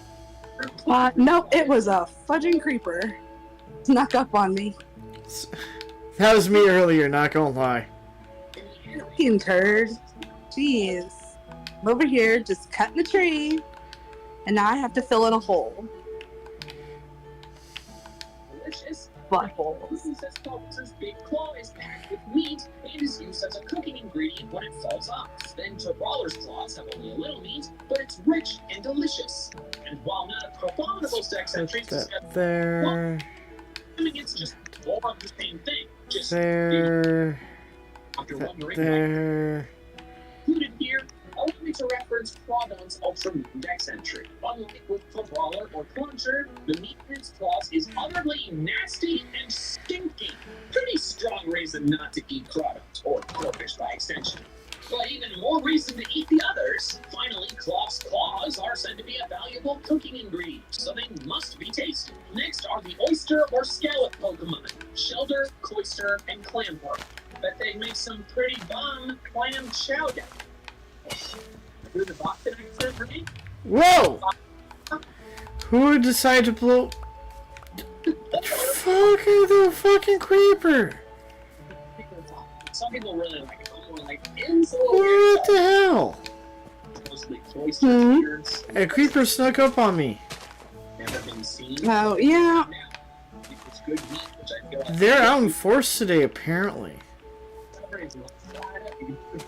Inkay and Malamar are not confined to the sea, but they're squids. And Look at that kick by damn scooter. so there won't be any weird At least they're not the spooters from Harry Pooper. I mean, Harry Potter. he'd enjoy it on some sushi. So therefore, I began to try the at least somewhat eel-inspired Pokemon. Funtail, Gorbis, and Electros. Not kind of. What? Stupid fucking spitter. It was mad because I was cutting down a tree. Ah. So I would take on multi-B vitamins. Oh god. Like legit, I was climbing up a tree, or I was cutting down a tree, and he looked at the tree, tried to climb up the tree, and then noticed that he can't climb up the tree because half the tree is missing. Looked at me and then attacked. Oof. I'm like, you son of a beach. You turd. Just cream and whipped cream. Like I already used those things. Like we use cream to make like cheese sauce in a pasta. Whipped cream, put it on. Let's see, let's go here. Like you wouldn't have to do anything to make that one just Pokemon. And that's every Pokemon I would eat. Let me know in the comments below if there's any that I missed that you think would be delicious. And thank you so much for watching. With an extra special thanks to my patrons over on Patreon for helping support my channel independent of fluctuating YouTube ad rates. If you want to support me in the same way, the link's in the description below. And if you want to check out some more of my fun Pokemon content, I recommend these videos here. But that is all I have for now. So until next time, thanks. I catch them all!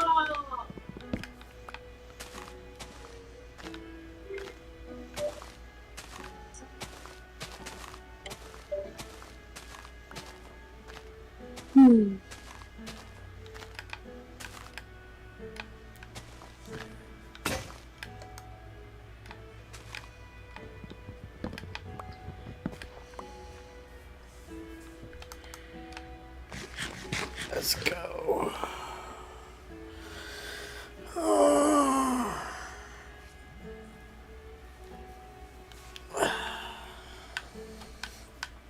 Greetings, Boogie fans! Michael here. Oh, I know exactly which YouTuber that is. I love him. Yeah, Ren's, Can I obsessed with him? she's binge watching. Fair enough.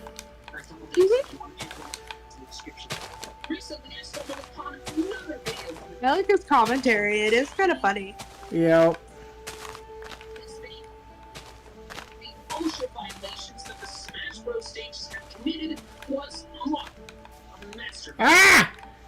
All of his videos, Brian, including my friends. And while watching this, I realized that there's a lot of places in Pokemon that are also very unsafe. And I'm not really talking about routes, since most of those are just the wilderness, which is inherently dangerous. I'm talking about man-made Pokemon locations, specifically Pokemon gyms. Today, I will be ranking every single main series Pokemon gym by how dangerous its gym puzzle is. We'll be doing this on a scale of 1 to 10, with 1 being not dangerous, it's just a room, and 10 being participating would kill you. So don't forget to subscribe to my channel, tap that bell for notifications, you know the thing. And let's dive into ranking every single Pokemon gym and how unsafe it is. There are a few clarifications I have to make up front before we can dive into the specific rankings. The first is that I will be looking at these gyms through the lens of real-world physics. Obviously, progressing through a gym puzzle in the games does not kill the player. Like, Oh, this is going to be a big project. What's that? Oh, this tree that I'm currently standing on. Those are fun. Big and small ledges with no guardrails don't have invisible walls. You can fall off of them. Fire is not just a solid object, it can burn you, and more stuff like that. However, and this is the second clarification, the real-world physics don't extend to the Pokemon themselves. Pokemon are inherently dangerous. They're wild animals that can shoot laser beams. Anywhere a Pokemon battle occurs would then be dangerous, which would make every single gym dangerous. That would mean this video would be wildly uninteresting though, so we're not going to worry about any dangers caused by the existence of Pokemon. We're looking at just the nothing else. Here we But go. we can move on into the rankings, and we'll start at the bottom. The gyms that are pretty safe. These are the gyms that I gave the rank of 1. The gyms that are no more dangerous than a room in your house. You would have to make a concerted effort to hurt yourself. I'm not going to go over all of them since, as you can see, there are quite a lot. But some notable examples are Brock's Pewter Gym, which is just a room with some rocks, Norman's Pillowberg Gym, which is just several empty rooms, and Roxy's Burbank Gym, which is just a basement with a stage. Wait, actually, the basement only has one entrance and exit, and it doesn't appear to be clearly labeled with a glowing exit sign.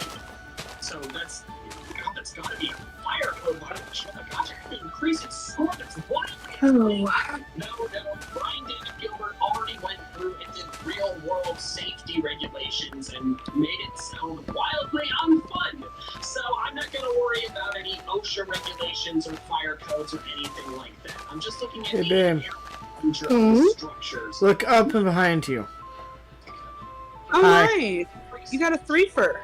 Yep. Awesome. Current project. Woo. It's not that bad. No. Gotta get work. Doesn't exist in the real world.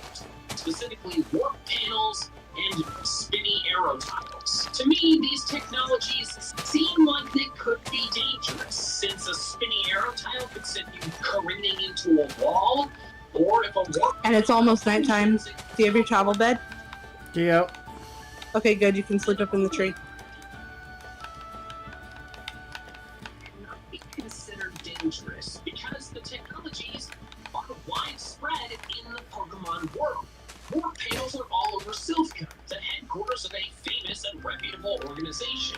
Arrow tiles are in the Rocket Hideout, the headquarters of an infamous... At least I don't have to worry about anyone blowing me out. Viable as a well-built No, just a scooter. is more dangerous just because they include a technology that's unfamiliar to me. Technology that seems to function perfectly. Yeah, I can get into the bed. Woo! Okay, just on my way to my beds. More dangerous than a regular room, but you're extremely unlikely to get hurt if you use common sense. Some of these, like the Orberg and Black 2 White 2 Nimbasa gyms, have some ledges without guardrails you could fall off, but you wouldn't be severely injured if you did. Others, like the Forge Tree or Diamond Pearl Veilstone gyms, moving walls or parts that might pinch you if you're not careful, but wouldn't do serious harm. Others, like the Fuchsia, Dewford, and Platinum Hearthome gyms, require you to navigate through mazes that you can't properly see. So you could bump into or trip over something, but that shouldn't be a problem if you just don't run. Let's go. And then Cerulean Gym, which is just an indoor pool or a natatorium. Pools are by nature more dangerous than regular rooms, especially for those who cannot swim, but they're real-world things that they let kids enter. The walkways in the Cerulean Gym might be more dangerous, especially if they get slippery, but there appear to be tons of lifeguard-trained swimmers around. Although, my ranking of 2 for the Cerulean Gym only Alright, applies time to and get more urban. supplies. Starting in Generation 4, they let you run by the pool.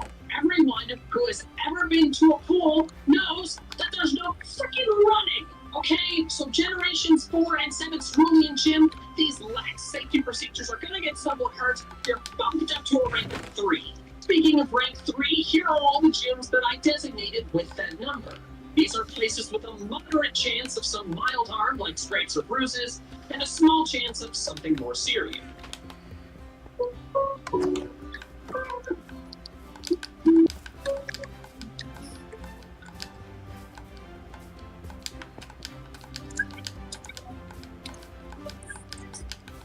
Oh, come on. Let me get back up here. Designed to provide optimal airflow, Silk-treat air filters are made with electrostatically charged, non-woven fibers. Gen 7 Cinnabar Gym uses indoor pyrotechnics, including miniature rockets firing off indoors. Blaine seems to have a good handle on them, but if they were to malfunction, which fireworks can do,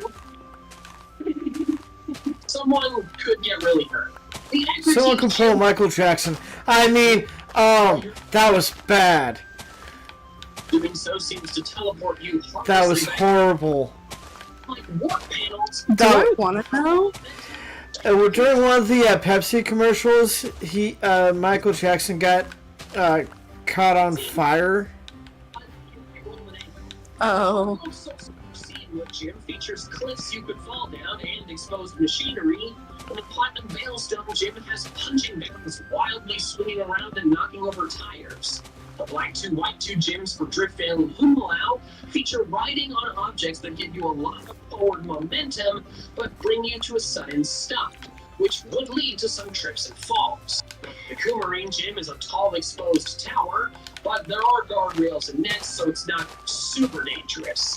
Finally, there's exposed water you could fall into since there's no guardrails, which could cause a problem if the pipes make any weird currents or you can't swim well. Next are the gyms ranked at 4. These are the ones where you are likely to get some scrapes and bruises and have a small chance of more water, like a broken bone. The Pastoria gym has rapid changes in water level, while the buttons to activate the water level change will go on. What if someone else steps on it? The Diamond and Pearl Heartcomb gym requires you to ride open elevators up tall, no guardrail edges. While you're unlikely to fall, doing so would really hurt. The Anastar gym has narrow pathways you could easily fall off of, but doing so would fall into some psychic sphere, which I really have no idea whether that would hurt you or not. But at the very least, if you fell from one psychic walkway onto another, that would probably hurt. The Stow-on Side gym's insane teacup ride would almost certainly give you whiplash, not only from hitting the walls, but from being rapidly punched around in different directions with random speed. Finally, the Surchester gym requires you to navigate with limited visibility and a minefield of pits. You'd certainly be hurt falling into one of those. We're now at the midpoint, those ranked 5. Participating in these means you either are likely to get some broken bones while participating, or you have a small chance of something more serious. Both the Heart Gold Soul Silver Azalea gym and the Oris Mossdeep gym have you riding over a pit with no visible bottom. While the technology of your transport appears reliable, there's no way to know what would happen if you fell into the darkness below. It could be a 2-feet drop onto a floor that's painted black, or it could be a pit leading to Tartarus and you spend your eternity in hell. So fine. The Mahogany Gym is an The ice random bucket. shit that you learn. I need here. You would like them a lot less in real life. Let's see. Oh. You could, of course, As soon as I move out that way and I get a new job, I'm definitely getting the DLC, because, yeah. Any ice puzzle would be virtually guaranteed to hurt you at least pretty bad, but it could be potentially worse. Wear a helmet if you're not like a... Come on. Oh! Ow! Please still what? The Castelia Gym in Black 2 and White 2 launches you through That thin hurt. spikes A little. with momentum at the end. Meaning in the real world, you smack into the floor every time. The Sillage and Shalor gyms are both real-life recreational facilities, but have terrible safety. See. The Sillage gym is a rock climbing course with no harnesses, and the Shalor gym is a skate park with no helmets. The gym trainers wear helmets, but they don't require you to. Both of these gyms, if you make one wrong mistake, you're gonna get hurt pretty bad. Next, we have the gyms ranked at level 6. These are gyms with about the same injury chance as level 5, but these ones are the first ones to have a real chance of death. The previous gyms I've mentioned might have been able to kill you, like, yeah, you could drown in the Cerulean gym for sure, but either the chances were so small they were negligible, or I wasn't totally sure they could actually kill you. These gyms, I know they can kill you. See. Fuck. Does still exist. The Vermilion Gym in Generations 1 and 2 was ranked a 1 because the gate was either not there or just a regular metal gate. In Generations 3 onward, the gate is a pair of uncovered electrical beams that would do serious damage if they shocked you. You are not required to get close to them to complete the puzzle, though, unlike other unprotected electrical bolts. The Sutopolis gym makes you walk across literal thin ice, and if you fail, you fall down to the basement. It's unclear how far the fall is, but the basement has 3 levels, the latest one being the highest, meaning falling in the first segment would be the worst fall. You would likely break some bones from falling that far, and maybe die if you hit your head or neck wrong. Finally, for the 6s is the Nimbasa gym from Black and White. It's a bunch of roller coasters, but there's no visible seat belt inside the coaster cars. That means you're going to be jostling around like the beans inside some maracas. And do you think beans inside maracas are having a good time? I would not be happy if I was a maraca bean. Next are the ones I ranked 7.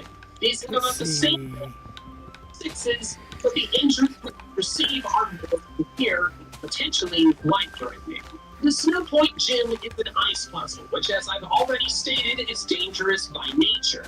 However, this one not only has slopes, which would make you travel faster, but you're also required to break through giant snowballs with your body. The game makes it seem like hitting these snowballs would be like flying through some freshly fallen white powder, but no!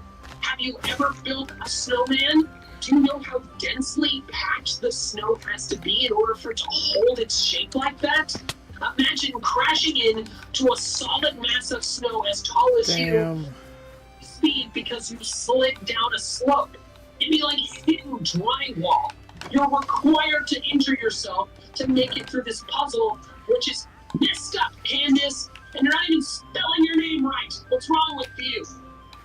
I know it's a pun, but no Candace spells their name like that. The Sunny Shore Gym makes electrical beams, like I mentioned before. He's very passionate about that one. Very. If you are working near active machinery, don't stick your hands in there. And also, if you have long hair, tie it up. Seriously, I learned that in my mechanical engineering lab. Heard some really unpleasant stories. Ugh. The Black and White Castelia Gym seems harmless. It's just several honeycomb-shaped rooms, some of which require you pushing your way through walls of height to access. It seems relatively mundane, but what if you get stuck in that sticky honey? What if you get stuck with your head not all the way through? Do you really think the clown staff is going to be able to get you unstuck in time for you to not suffocate? No. Let's see. This is the story of the best part of the sandwich. One has a call. So I said no. Looks like it's almost night again. Mm-hmm. Something's in its no, naturally. That's it. Once I got yeah, right. Festival. Hey, 1 second. Here, friend. I'll be right back. OT. It's the sales little gym. I'm putting this gym up There we higher. go. Because while I'm not sure the fall would kill you, the fall is virtually guaranteed. You're walking. Next are the ones ranked 8. These have a high chance to seriously hurt you and a moderate chance to kill you. The Mobile Gym in Gen 3 has exposed electrical bolts that you have to walk right next to, meaning getting just slightly too close will give you a shock that could very well kill you. Also, these bolts change direction and where they are. If someone else steps on a switch while you're walking in between 2 of the metal poles, you're toast. Literally. The Lava-Rich Gym, both in Gen 3 and Gen 6, is using either hot sand or hot Let's water. see, let's go there. It's you an entire story. If the angle is wrong, you could hit the ceiling, but the material launching you could burn you as well. Combine that with having to drop down think in you're so your late. story with And if so, that everything is What's up? talking to Red. Yeah, okay. It's many stories high and has Just making sure I didn't miss nothing. Nope, you missed nothing. Okay. with real world physics, make you keep going, falling on your face. You will get injured doing this, and one wrong step could make you fall to your doom. Our penultimate level are the gyms ranked at 9. These are gyms that have a high chance of killing you, but your death is not 100% guaranteed. Most of these gyms, specifically the Violet, Black and White Driftmail, Opalucid, and Snowbell gyms, require you to walk along very narrow pathways with no guardrails that are really high up. High enough up that falling 100% kill you. You might not fall, but you probably will due to how narrow everything is. The Black 2 and White 2 Nostrum gym features hurricane force winds that if you get caught in them, will send you hurtling into walls or through wooden crates. You might make it through without getting caught, but if you don't, you will be seriously injured and very possibly killed. Finally, for level 9 is the Asiris gym. It's an ice puzzle, but what makes this one Let's worse than see, the go this way. pits. The pits look bottomless, but the Yeah, we're cinematic currently, for those of you who are in the stream currently, we're clearing out some trees to plant some more cherry blossoms, the pink trees down there. That's current goal. These are the gyms that are the most egregious of all. The gyms that I believe, if real-world physics were applied, would be guaranteed to kill you if you went through the puzzle. There are only 2 of them. The first is the Blackthorn gym, which has indoor, open pool of lava. What? Obviously, if you fell into the lava, you would die, and that's a real risk. The Gen 2 version of the gym. Oh, pretty horsies. Nice, nice. Found another mine area. Aye! Nice. Someone's been down there though. Or at least lit it up. Because of the trees. Heat. You can be in some Motherfucker! being hurt. Being Ow! also with protected equipment. The heat radiating off the lava is dissipated enough before it gets to you. However, that's when the lava is outside. The heat is dissipated into the rest of the atmosphere. The lava in the Blackthorn gym is inside, and where does the heat go? There's too many variables, and I don't know enough to try and do any calculations about this, but I do know that the fact that the lava never cools means that it's being replenished. Its heat stays. So that means it's constantly giving off heat. I don't think a regular building could vent out quickly enough, especially since we don't see any vents. Walking into the Blackthorn gym would be like walking into a literal oven, and you would be cooked just by standing there. If someone watching this video is an expert in lava and heat transfer and knows how to do some calculations to be 100% sure that it would kill you in there, definitely do those and tell me how it goes. But for the sake of this video, I am very certain that just being in the Blackthorn gym, even if you don't, won't kill you. The final gym I'll go over, the other 10-ranked gym, is the Black and White Nostrum gym. This one is sadistic. You are repeatedly fired out of cannons, and your landing pad is just the metal ground. Progressing through this gym requires you to be launched out of cannons many times your body height into the air, then land on hard, unforgiving metal. The first launch will severely injure you, breaking multiple bones and very possibly killing you. If it doesn't kill you, though, it doesn't matter, because you do it again, and again, and again. The injuries would compound and completely destroy your body. And the icing on top, the penultimate cannon before Skyla literally fires you into a wall, and then you fall down onto the ground afterward. It's like you're a half-cooked piece of spaghetti thrown against the refrigerator. There is no way you could get through all of these cannons without experiencing an extremely painful death. The moral of this story, if Pokemon gyms open up in the real world, stay the hell away from them. I also pick up a Protect Your Purposes shirt if you want one. Thanks so much for watching, and an extra special thanks to my patrons over on Patreon, who are helping support my channel independent of fluctuating YouTube ad rates. If you're going to help support me in the same way, the link is in the description below. Also, if you want to check out some of my Pokemon content, I recommend these videos. Alright, that's all I have for now. So next time, fans. Gotta catch them all.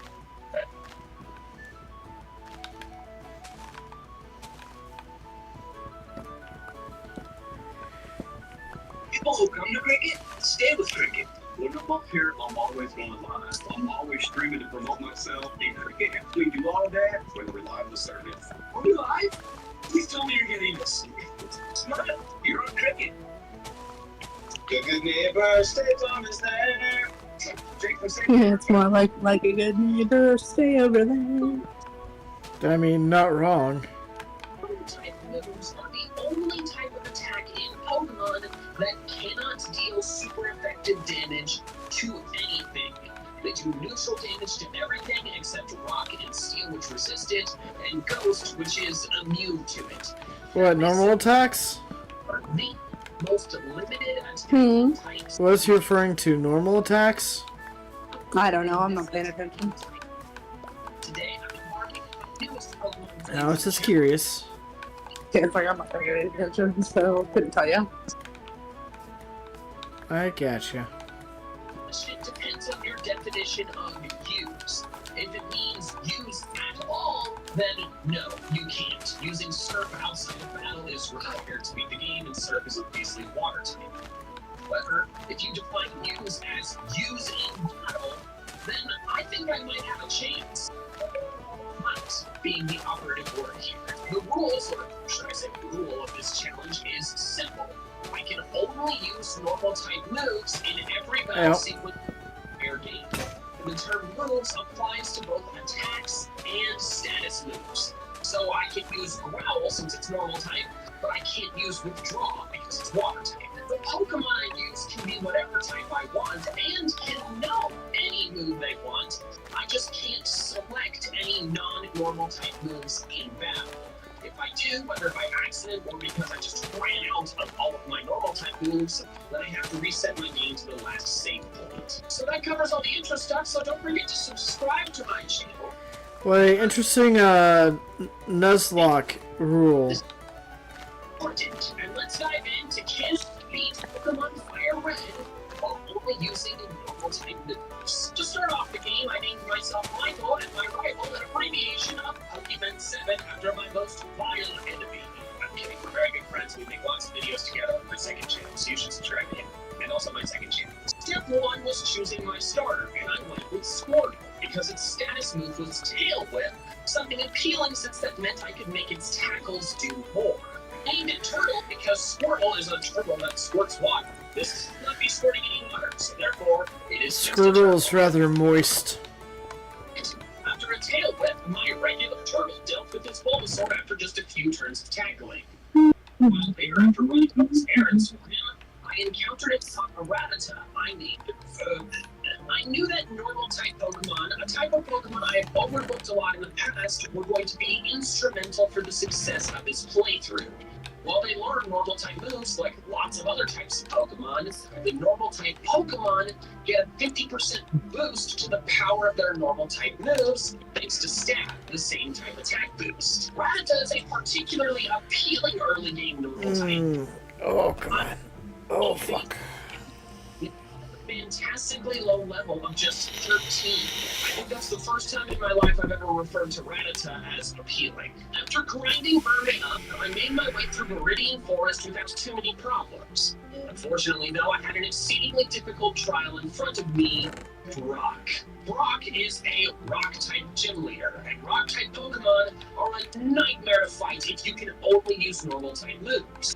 First off, they resist normal, but also they tend to Sleepy time. physical Oh, defense. okay. Since all normal type attacks are physical attacks. Holy crap. 3. Oh.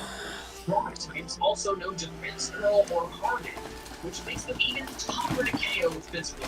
I knew I would need some kind of strategy beyond just brute forcing my way through. I I didn't want to spend ages grinding and super over-leveling my Pokemon. My first Oh, hang on.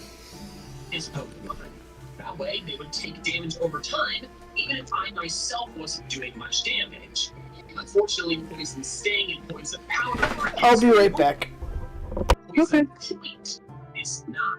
There's no rule against what abilities my Pokemon can have. And Poison Point is an ability that can poison the enemy Pokemon if they make contact. The most easily accessible Pokemon with Poison Point are the Nidorans, which are found on Route 3 just east of Pewter City, which this douche canoe won't let me go to. Okay, new plan. I can't poison them, and I can't burn them. There's no flame body Pokemon I can find, but I can do the third best thing, which is paralyzing them. While it doesn't do damage to them, it makes them slower and will give me more chances to hit them without them hitting me. And I can do the paralysis by using the ability Static. I got the ability on a Pikachu that I found in Viridian Forest relatively easily and named it Parahack. I then decided to try out my strategy idea on the first and only gym trainer, who told me I was 10,000 light years from facing Brock. Little prick thinks 10,000 light years is time when it's distance. And he was still kind of right. I went against his Geodude with Vermin to test my damage output. It did that little before it had gotten any defense boosts, so that was not great. I immediately switched to Parallax to implement my next strategy, killing its attack with Growl while I hoped it would get paralyzed. Fortunately, it KO'd Paramax before Static kicked in.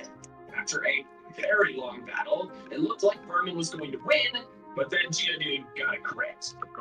He finished up the Geodude, but it couldn't beat the thing true due to its defense skill and sand attack, plus Scratch doing a lot since I hadn't growled it at all.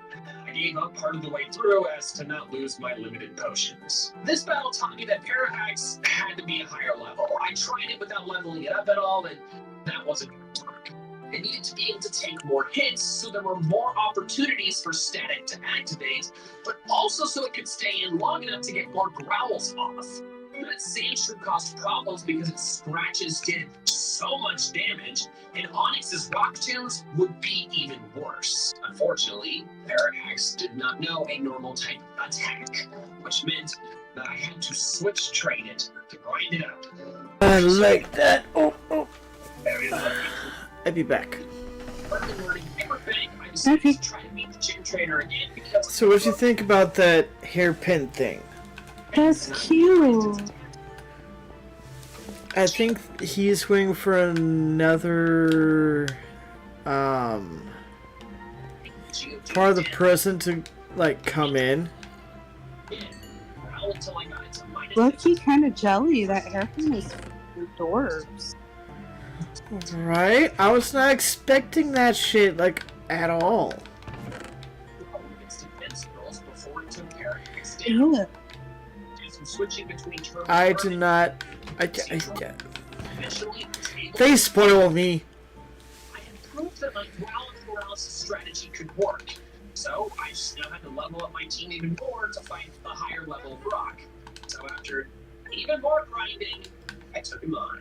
Battle started badly as his Geodude crit Parahax right away, and it turned around because I got the static paralysis the next time it attacked. A few turns later, I decided to switch in Vermin, since while I hadn't minimized the Geodude's attack, it hadn't boosted its defense all the way yet, so I thought I would get in damage while I could. This was the right call, as the drops I had done made it so Vermin only took 4 HP damage from each tackle. They began wearing down its health with quick attacks to preserve Hyper Fangs for Onyx. Where'd I put it? After a while, I took the Geodude down. In came Onyx and brought Parakeets back in. I healed it up right away, which was the right call since Rock Tomb did a lot. Then the next time Onyx tackled, I luckily got the static activation right away. After several more turns, one of them using a potion and a few of them with full paralysis on Onyx, I was able to get Onyx. By the way, I have some more with the He was hardened once. cherry sapling. I have 32 of them. It did it. Okay. Onyx was fully paralyzed. Ooh. Banged again, and it was paralyzed again. My final Hyperfang crit a second time, KOing the Onyx and winning me the Brock battle on the first try, and actually making me yell in excitement. I beat a giant rock snake with 2 small rodents. Once on round 3, I caught a Nidoran male in order to be able to use the poison point strategy I wanted to use earlier on future rock types. I randomly named it Needle. Unfortunately, soon after, I realized that Nidoran male did not learn a normal type attack until level 20 if I kept it from evolving, or level 22 if I let it become a Nidorino. However, Nidoran female had scratched right away. I wanted one of them to be useful right away for the rock types I knew I'd fight. Put the saplings in the community thing. Okay. Which proves tricky due to it resisting my And the moves. seeds as well. As a defense with metal sound Okay. and jolting me with thundershock. Oh! Ah!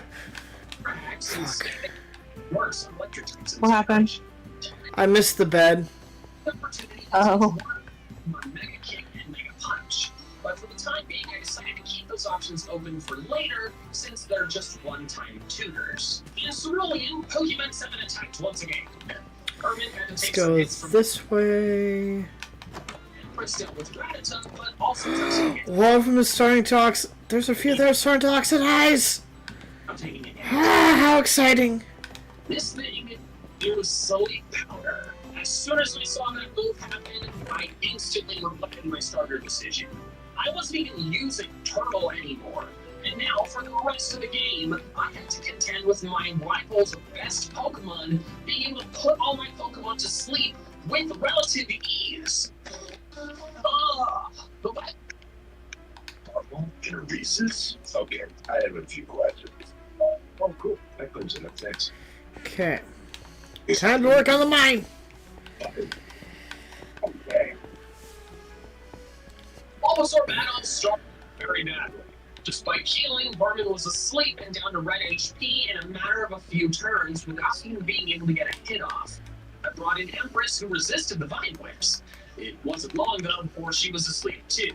And to make things worse, Bulbasaur Leech Seeded, meaning any damage I did with Scratch was gone after just 2 turns.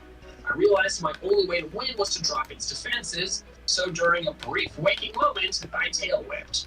Chris then fell to Leech Seed. I brought in Parahax to get more tail whips off, and thanks to Sleep Powder missing twice, I got it down to -4 defense before Parahax took an egg. I used my chance to heal Vermin in the 2 turns it took Parahax to fall. Vermin came back in, but was still asleep. After sleeping for 2 turns, it landed a Hyperfang, OHKOing the Bulbasaur. This victory caused it to level up and evolve into Raticate. The next time I play through a Kanto game, there is no way in booty butts that I am picking Squirtle again. I love Squirtle, but Sleep Powder on this Bulbasaur is so annoying. But now that that nightmare was over, for the time being, I decided it was time to train up Needle the Nidoran male. Now, of course, it doesn't know a normal type move, but if I could keep it from evolving until level 20, it would learn a Horn Attack. Then, if I used a Moonstone on it right away, which I could do, I got a couple from Mount Moon, it would become Nidoking, which learns Thrash at level 22, which is the strongest move in the game by only about 10 base power points over Hyperfang, but still, that was exciting. After a long time, switch Let's training. see. And while Pokemon, Beetle learned Horn Attack at level 20, so I allowed it to evolve into Nidorino. I then immediately evolved it into Nidoking, then trained it up 2 more levels so it could learn Thrash. And then, of course, it took me all of this time before I realized that it had an attack lower in nature. But it's fine, I committed and I was sticking with it. Feeling confident, I challenged Misty. Needle immediately OHKO'd Starmie with Thrash, which was beautiful. In came Starmie, who unfortunately outsped and landed a super effective Water Pulse. I was able to get a Thrash hit in, but it only did about a third. Starmie's next Water Pulse. Okay, okay, cool. What's up? I was thinking to myself, I think I made a mistake in not figuring out how the fuck I was gonna get down, but I got it. Okay. There we go. But I clicked quick into the anyways. It fought through the rubber duck haze Rubber ducky, you're so fine. No, that song's stuck in my head again, damn it! No, it's a case of I did a thing. Since I'd only been training in recruitment, they were much higher level than my rivals' team, which made the battle much easier to manage. All his Pokemon went down. There we go. Sleep power again, stupid flowering frog. It nearly KO'd people, but once I woke up, I won the battle.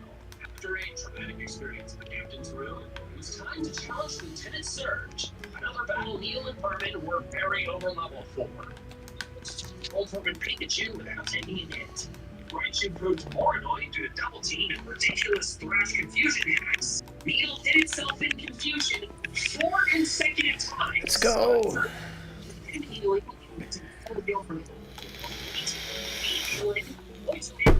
Finally landed a thrash. I won the battle without any Pokemon getting it.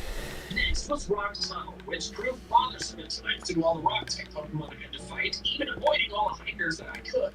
But Vermin and Needle got me through. I spent very little time in Lavender Town and immediately headed west to catch a Growlithe. As we've already seen, Rock and Steel-type Pokemon are very difficult to deal with, but Ghost-type Pokemon are impossible to deal with in this playthrough because my normal-type moves cannot hurt them at all. There might have been a way for me to beat them using some strategy of like, making themselves KO, some errors, confusion, or something like that. But those depended too much on luck and just sounded not very fun. Before I went into the Pokemon Tower, I wanted a reliable way to defeat ghost types, and that reliable way was Odor Sleuth. Odor Sleuth is a normal type move that not only makes so the target's evasion boosts are ignored, but it also makes ghost types lose their immunities to fighting and normal moves. Growlithe is the only Pokemon in the game that can learn it, and it's the reason I picked Fire Red over Leaf Green, since it's a Fire Red exclusive. For the record, Foresight is another move that accomplishes the same thing. So you can still do this in Leaf Green, you just have to go for Machop or Hitmonlee and teach them Foresight. However, I really wanted to use Arcanine because Arcanine is cool and also learns extreme speed later in the game, which I thought might come in handy. I caught the Growlithe, and due to its purpose being to be sniffing around to find things, I nicknamed it Bloodhound. Also, it had a jolly nature, which was incredible for an Arcanine not using any special attack. Unfortunately, it didn't have a normal type attack, and wouldn't get one until level 25, being Takedown. But then, after a bit of switch trading, I realized I could get the secret Power TM at the department store in Celadon, a normal type move with varying secondary effects depending on the location the battle is occurring. I taught it to Bloodhound and used it as its main attack. Next was the Rocket Hideout. Getting through here required quite a few backtracks to heal up, since Bloodhound wasn't strong enough to OHKO much of anything. Eventually, though, I made it to Giovanni. Through a combination of poison damage and simply hitting it over and over again, Needle defeated Onyx. Needle got one hit off on Rhyhorn before being confused, and after the Surge battle, I was getting rid of that confusion ASAP. I brought in Bloodhound to drop its attack with Intimidate and its defense with several leaders. Needle back in, who was now able to do much more damage, taking down Rhyhorn in 2 more hits. I brought in Bloodhound briefly due to Needle's confusion. Let's see, let's get that. To Genghis-Khan than I was expecting, but Needle broke through confusion to get the final hit needed to win. And then after this battle, I realized that Bloodhound no longer needed to be a Growlithe. It had learned Takedown at level 25, and then the only other normal type move it learned by level up was Helping Hand, a move which was obviously useless in a game with very deep double battle. And Arcanine was the one who learned Extreme Speed, not Growlithe. Essentially, I had no incentive to keep it from evolving, so that's fun. All I had to do was buy a Fire Stone from the department store and evolve Bloodhound into an Arcanine.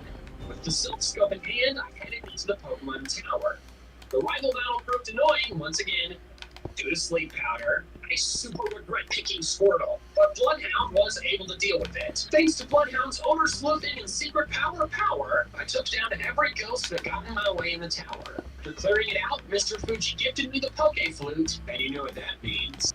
It's Snorlax time. In a playthrough where I can only use normal type moves, I would be a buffoon to not use Snorlax. Catch both of them and then use whichever one was stronger. Catching Snorlax is never fun since it can heal itself, but I successfully caught the first one and named it Lockdown. Then caught the second one and named it Quarantine. I named them Lockdown and Quarantine because during lockdown/quarantine, I think we've all become a bit more like Snorlax. Comparing the two, I feel called out on that one. I'm just saying. No one in chat or anything can tell me otherwise. Birdman has guts, so its attacks got way stronger, and in a matter of just a few more Tammy, don't look at me in that tone of voice. the easiest gym battles so far. I then made my way to Fuchsia City because I wanted to get to the Safari Zone ASAP. On my first trip, though, I did the necessary story stuff of getting the gold teeth and surf, then headed to look for a Kangaskhan.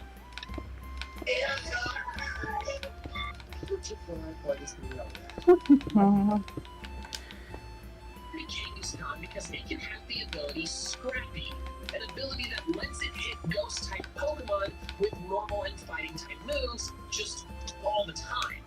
I wanted this because it would be a Careful.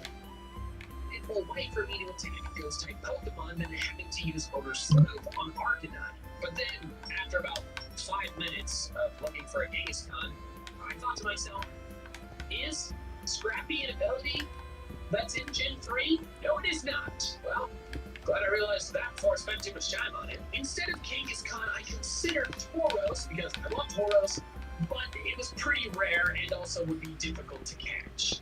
Instead, I decided I wanted a Dodrio because it's fast and reasonably strong, plus it gets the really cool move Tri-Attack, which is physical in this gen and would allow me to get some useful status conditions on enemies Let's that I want. see.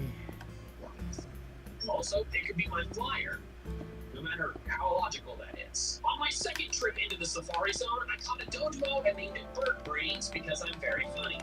For the rest of that trip, I decided to screw around and actually found Rose, and actually caught it, naming it Longhorn. An added bit of craziness that I found this Tauros with only 5 steps left in this safari trip. Clearly it was meant to be, so welcome to the squad, Longhorn. Holy crap! I now have what I intended to be my final team of 6. And now a lot of them do strength because I have that HM now, and it's a solid normal type move. It was then time to grind against all of the trainers because my team was way too weak to fight Koga. I spent a very long time clearing out all of the trainers between Celadon and Fuchsia and Lavender and Fuchsia, which is, I've always thought was weird in the Kanto games. Like, oh, here's this one item, the Poke Flute. Now here's half the map. Once I did that, I continued my trainer grinding in Silphco, eventually reaching my next Let's duel with see. an oddly corporate setting. Overall, this battle went very smoothly, with me taking out all but one of his Pokemon without any of mine getting below green HP. The final Pokemon was the cursed Sleep Powder Happy Venusaur, though, so right away I had Lockdown give it a taste of its own medicine by using Yawn. And then it immediately Sleep Powder. Let's see. Allowing it to still attack despite being asleep. Then it broke up immediately, so the second sword failed. But that was fine, since Venusaur was now asleep, I could body slam it into oblivion. That was by far the easiest battle I had had with Pokemon 7 since the Bulbasaur, Ivysaur, Venusaur learned Sleep Powder. I guess it pays to have a member of your team that is a sleep specialist. Soon it was time to battle Giovanni again. I had Vermin up against Nidorino for a chance at Poison Point, giving it the Guts boost, but it didn't happen and Vermin just in 2 turns. Then came Nidoqueen and Vermin did get poisoned, but Double Kick and Poison damage took it out soon after. I brought in Needle for a fun one-armed face-off, and thanks to Thrash critting and me resisting the double kicks, Needle won in 3 turns. In came Kangaskhan, and Longhorn beat it with 4 strengths, and it would have been 3 with a better damage roll. Finally, with another cursed rock-type, Rhyhorn. I brought in Needle for a chance at poison pointing it, and I got my wish early on. I brought in Lockdown since it was my hardest hitter, and a few body slams later, Rhyhorn was down and won. The rich old guy gave me the Master Ball, which I had no intention of using aside from maybe a wild shiny. Then I headed straight to Koga's gym. I led with Vermin for a chance at guts poisoning, but it took out the first coughing before that happened. Let's see. So I started to drop its defense with Leader, so I needed to hit it fewer times to KO it. Vermin survived an attack, then landed a strength, which got the KO. Vermin needed a rest, so I brought in Longhorn for the next coughing. Longhorn got toxic poisoned in the process, but was still able to beat the coughing easily. Finally was his level 43 Wheezing, which I used to lock down There for. we go.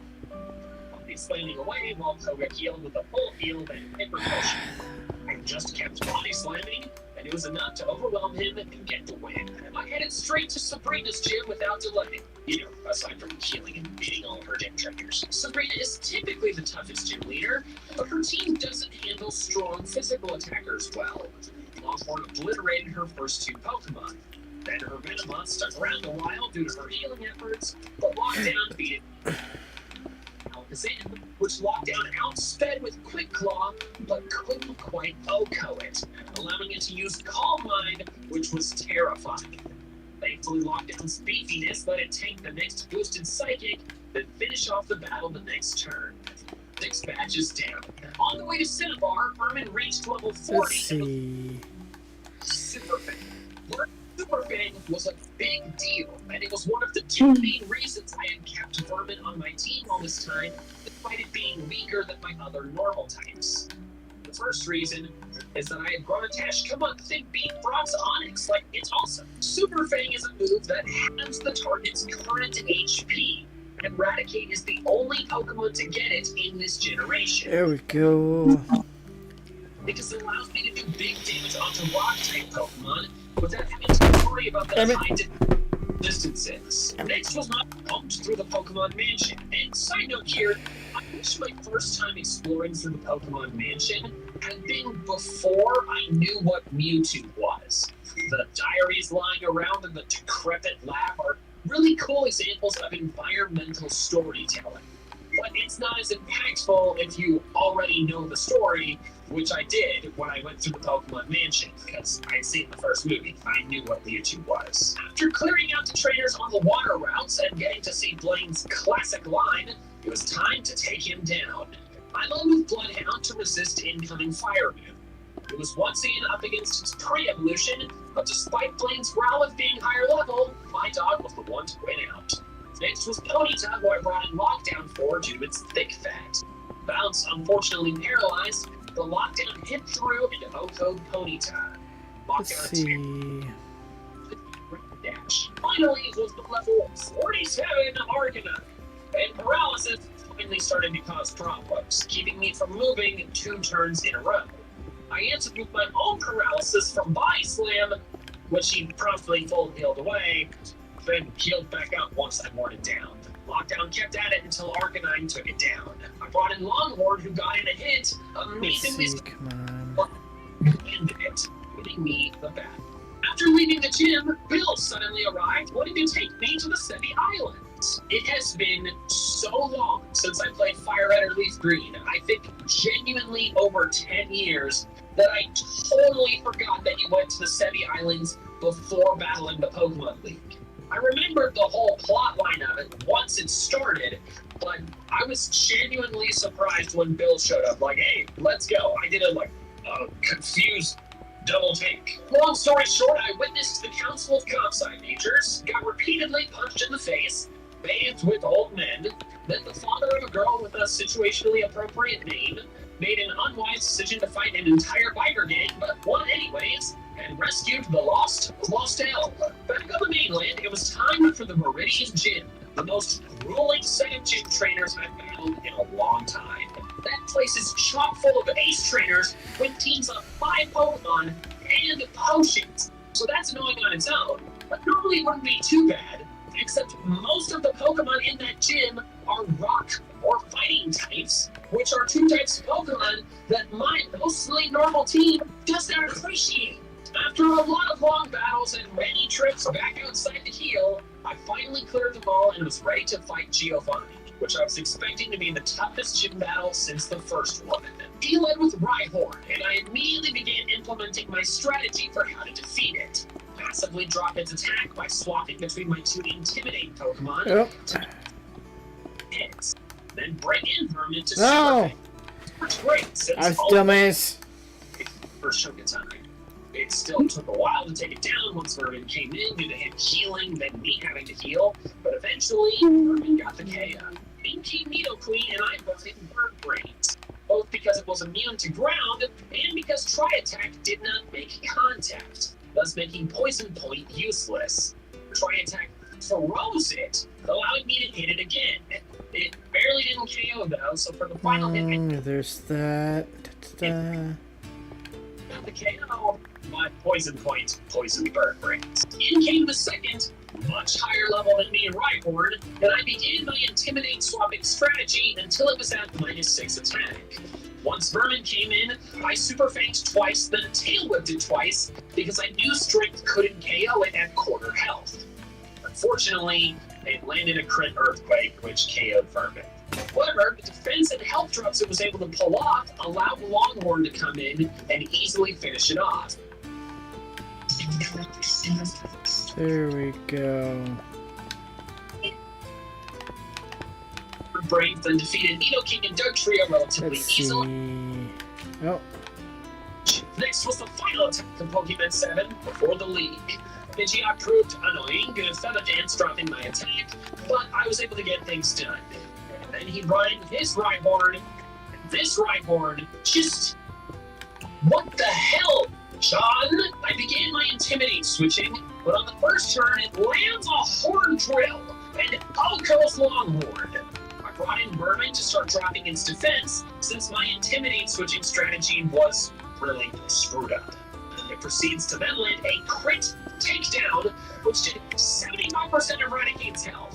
I started Super Fang to do the damage I could before it KO'd me, and it lands another Horn Drill. Horn Drill, crit, Horn Drill. I did the math, and the chances of that happening were 0.62%. Is that rarer than a shiny? No. Ridiculously unlucky. I brought in let's Lockdown see. for hits, but thankfully he didn't heal, so I was able to finish it off. Gyarados I beat thanks to a combination of Lockdown, Bird Brains, and Hydro Pump missing. Once again, I beat his evolution. Bird Brains then beat Alakazam thanks to taking a Psychic. Finally was Venusaur, and for the first time, the very first battle against Pokemon 7, it did not have a Sleep Powder. This battle annoyingly took a while still due to synthesis, but chip damage from a Tri-Attack burn and resisting its Razor Leaves allowed Bird Brains to take the win. After losing 2 Pokemon to right, There we go. Placing all that shit that I just... we defeated Pokemon 7 for the second to last time. Next was the Victory Road, but nothing of particular interest happened here. My team was under-leveled, so my max repels didn't work. That was annoying. And I avoided as many trainers as I could on my first trip, then went back to battle them later. Once I was through, though, I grinded up the team quite a lot to level 57, about halfway between the league's lowest and highest level Pokemon. I also changed up their movesets quite a bit. I deleted some unnecessary HMs like Cut or Surf, although I left. And I also want to know. buy TMs from the department store. One moveset change, though, more than any other. Belly. Belly Drum is a normal type move that removes half of the user's maximum HP in exchange for maximizing its attack, taking it to +6. Hi YouTube, I'm calling it for now. Thank you everyone for stopping by. I'll see you guys.